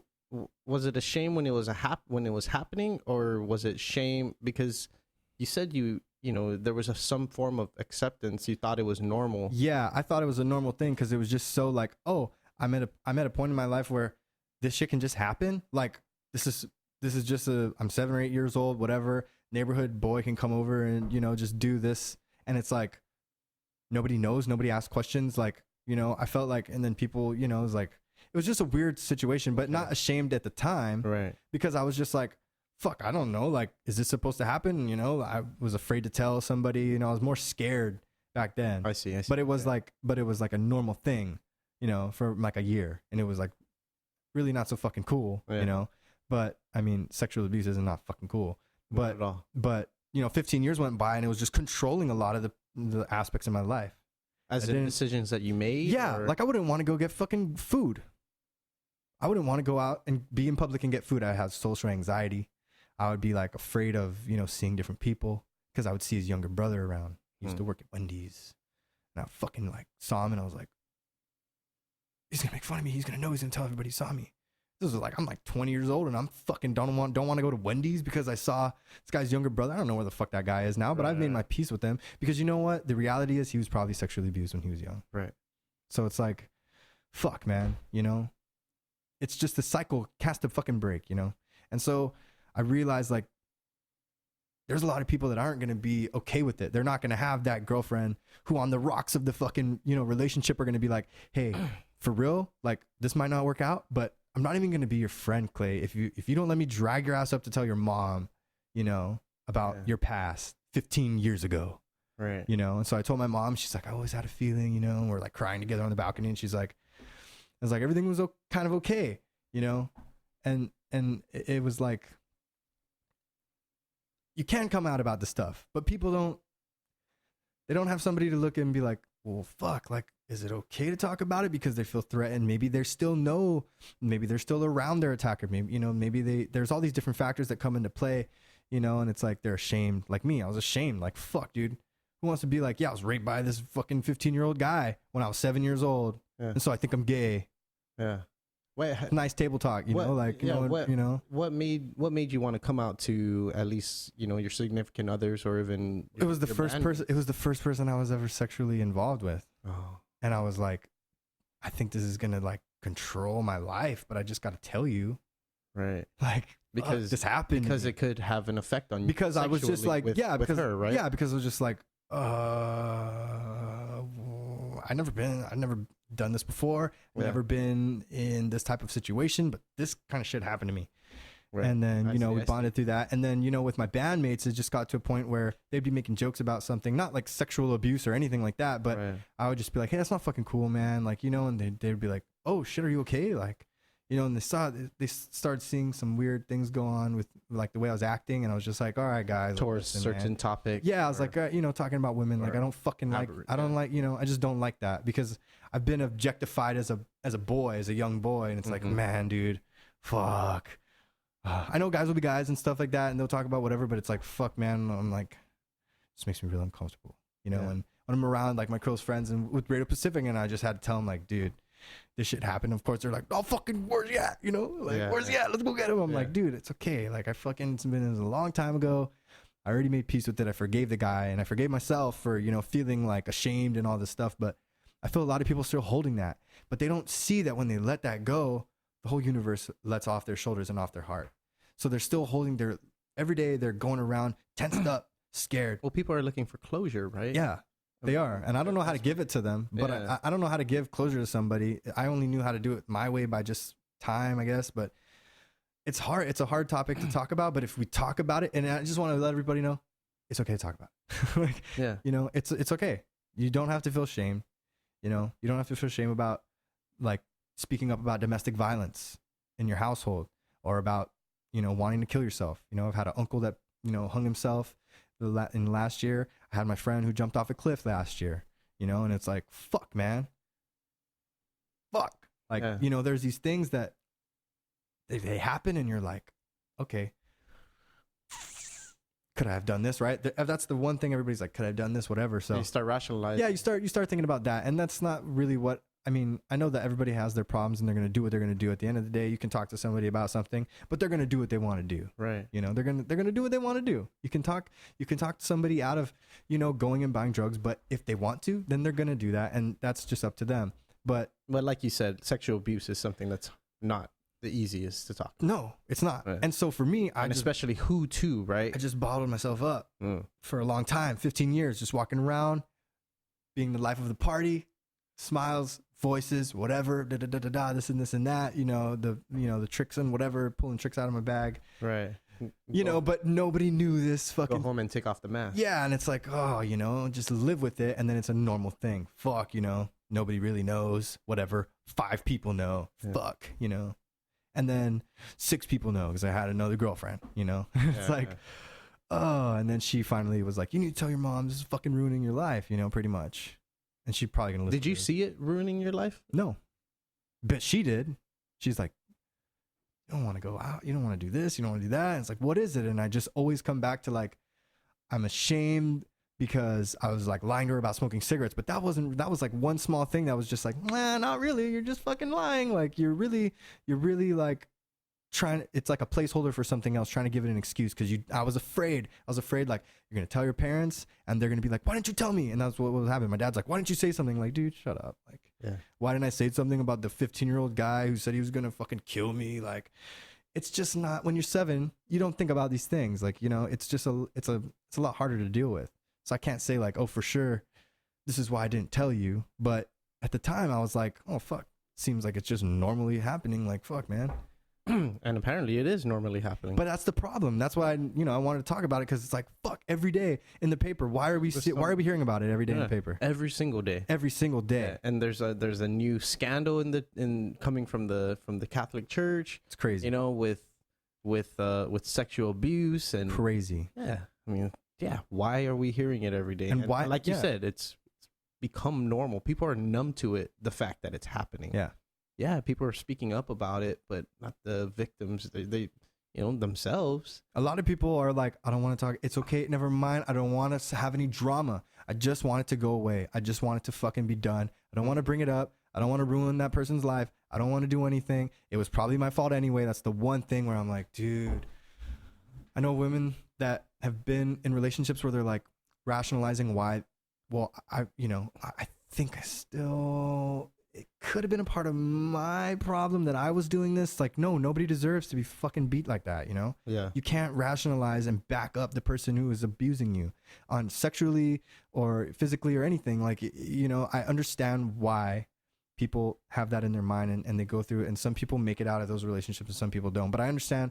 And I'm not saying you're wrong for believing that. Like, whatever you feel is that you have to go through it on your own journey. But I'm here to tell people, like, you don't have to. You don't have to like bottle it up, man. You know, because not everybody would be comfortable with saying like, okay, you know, you're a guy who is, you know, like, yeah, sexually abused by an older guy, like double your age. Right. Well, that seems like something to be afraid about, but it's like, fuck it. After that spiritual awakening, it's like, I'm an open book, man. You want to ask me something? Great. Like, it doesn't matter. Anything anybody thinks about me, it doesn't matter. It's okay. So if I can help anybody from any perspective, from my experience that I've had, I'm going to do it. You've broken yourself down to yourself. I'm going to do it. I'm going to help anybody I can with whatever assistance I can, because the experience that I have shouldn't be wasted on just me telling story. It should be like, fuck, dude, help. Just help. It's powerful shit, Clay. Thanks, powerful shit, dude. Just want to get it out, bro, because people need fucking help. People need somebody to be like, I could just hit you up on Instagram, like add you and send you a message and be like, hey, can we talk about something? Yeah.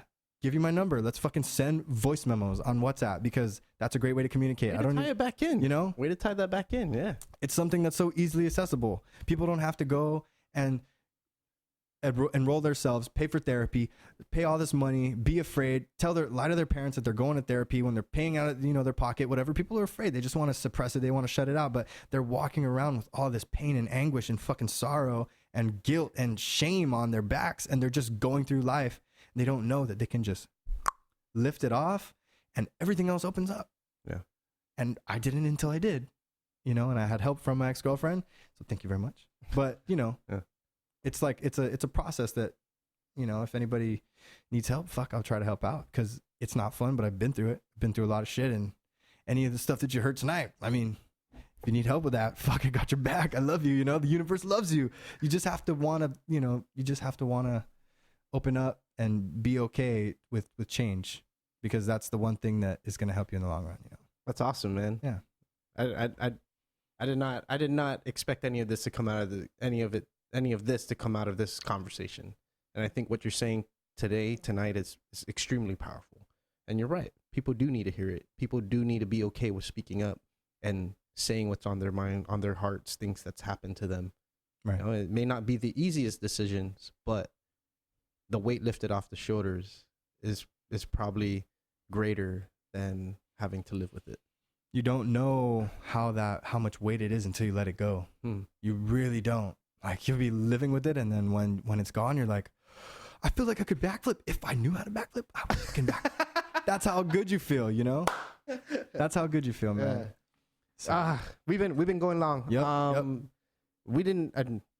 I know you're huge on conspiracy theories, man. Oh, we'll get to that next time. We didn't even get to touch on it, and it's okay. We're gonna do this sooner than later, for sure. And keep doing good work, bro. That's I mean, I think the path that you've placed yourself on is very admirable. Thank you, bro. Considering, you know, your story, right? And hey, man, there's always time for change. Always. There's always room for change. Mm-hmm. It's only up to you if you really want to change it, right?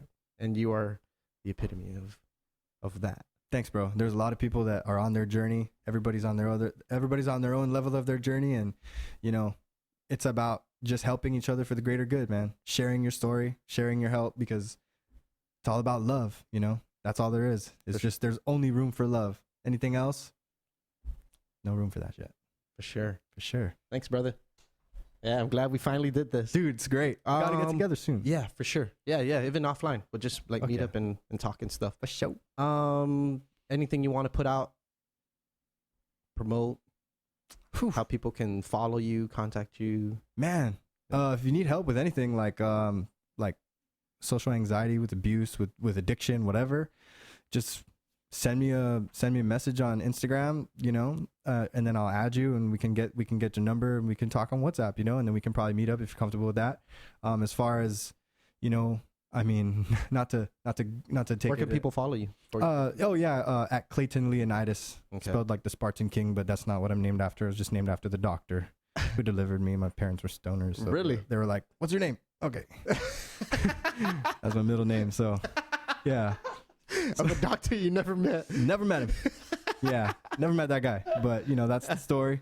Clayton Leonidas, and I just want to say it's, you know, it's all about love.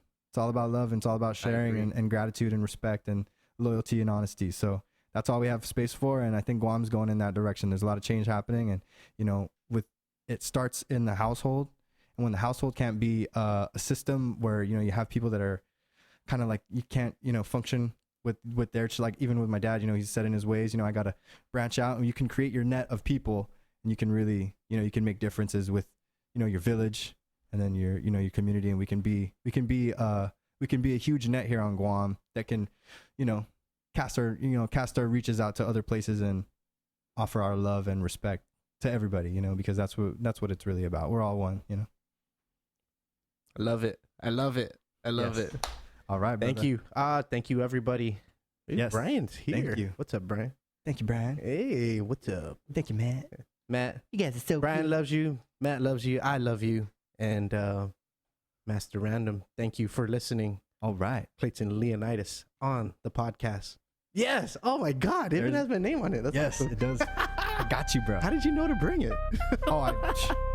This is awesome. Yeah. So peace out. See you later next time. That's the leaders. Hey guys, thanks so much for listening to this episode of the podcast. Clayton Leonidas, intelligent, right? Just a very well thought out individual, and just looking forward to having him on the podcast. Again, I'd like to give a special shout out to all our sponsors. Mosa's Joint, serving up the island's best chow, happy hours, and vibes wrapped into one package. To Dimension Systems, providing the best computer and IT solutions on the island since 1987, and to Stroh Guam, our longest running sponsor. Use the code RANDOM18 RANDOM18 and get $10 off your next ride. Don't forget to support us on Patreon. There's $2 and $5 support.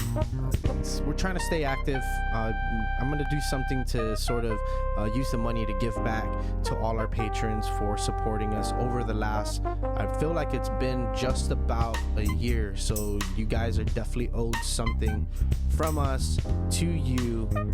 Thank you for being a patron. We are forever grateful for that. And if you're listening to this on iTunes, give the podcast a rating. 5 stars are always preferred, but if you think it's less, then that's really up to you. That'll be dope. Thanks again for being the baddest.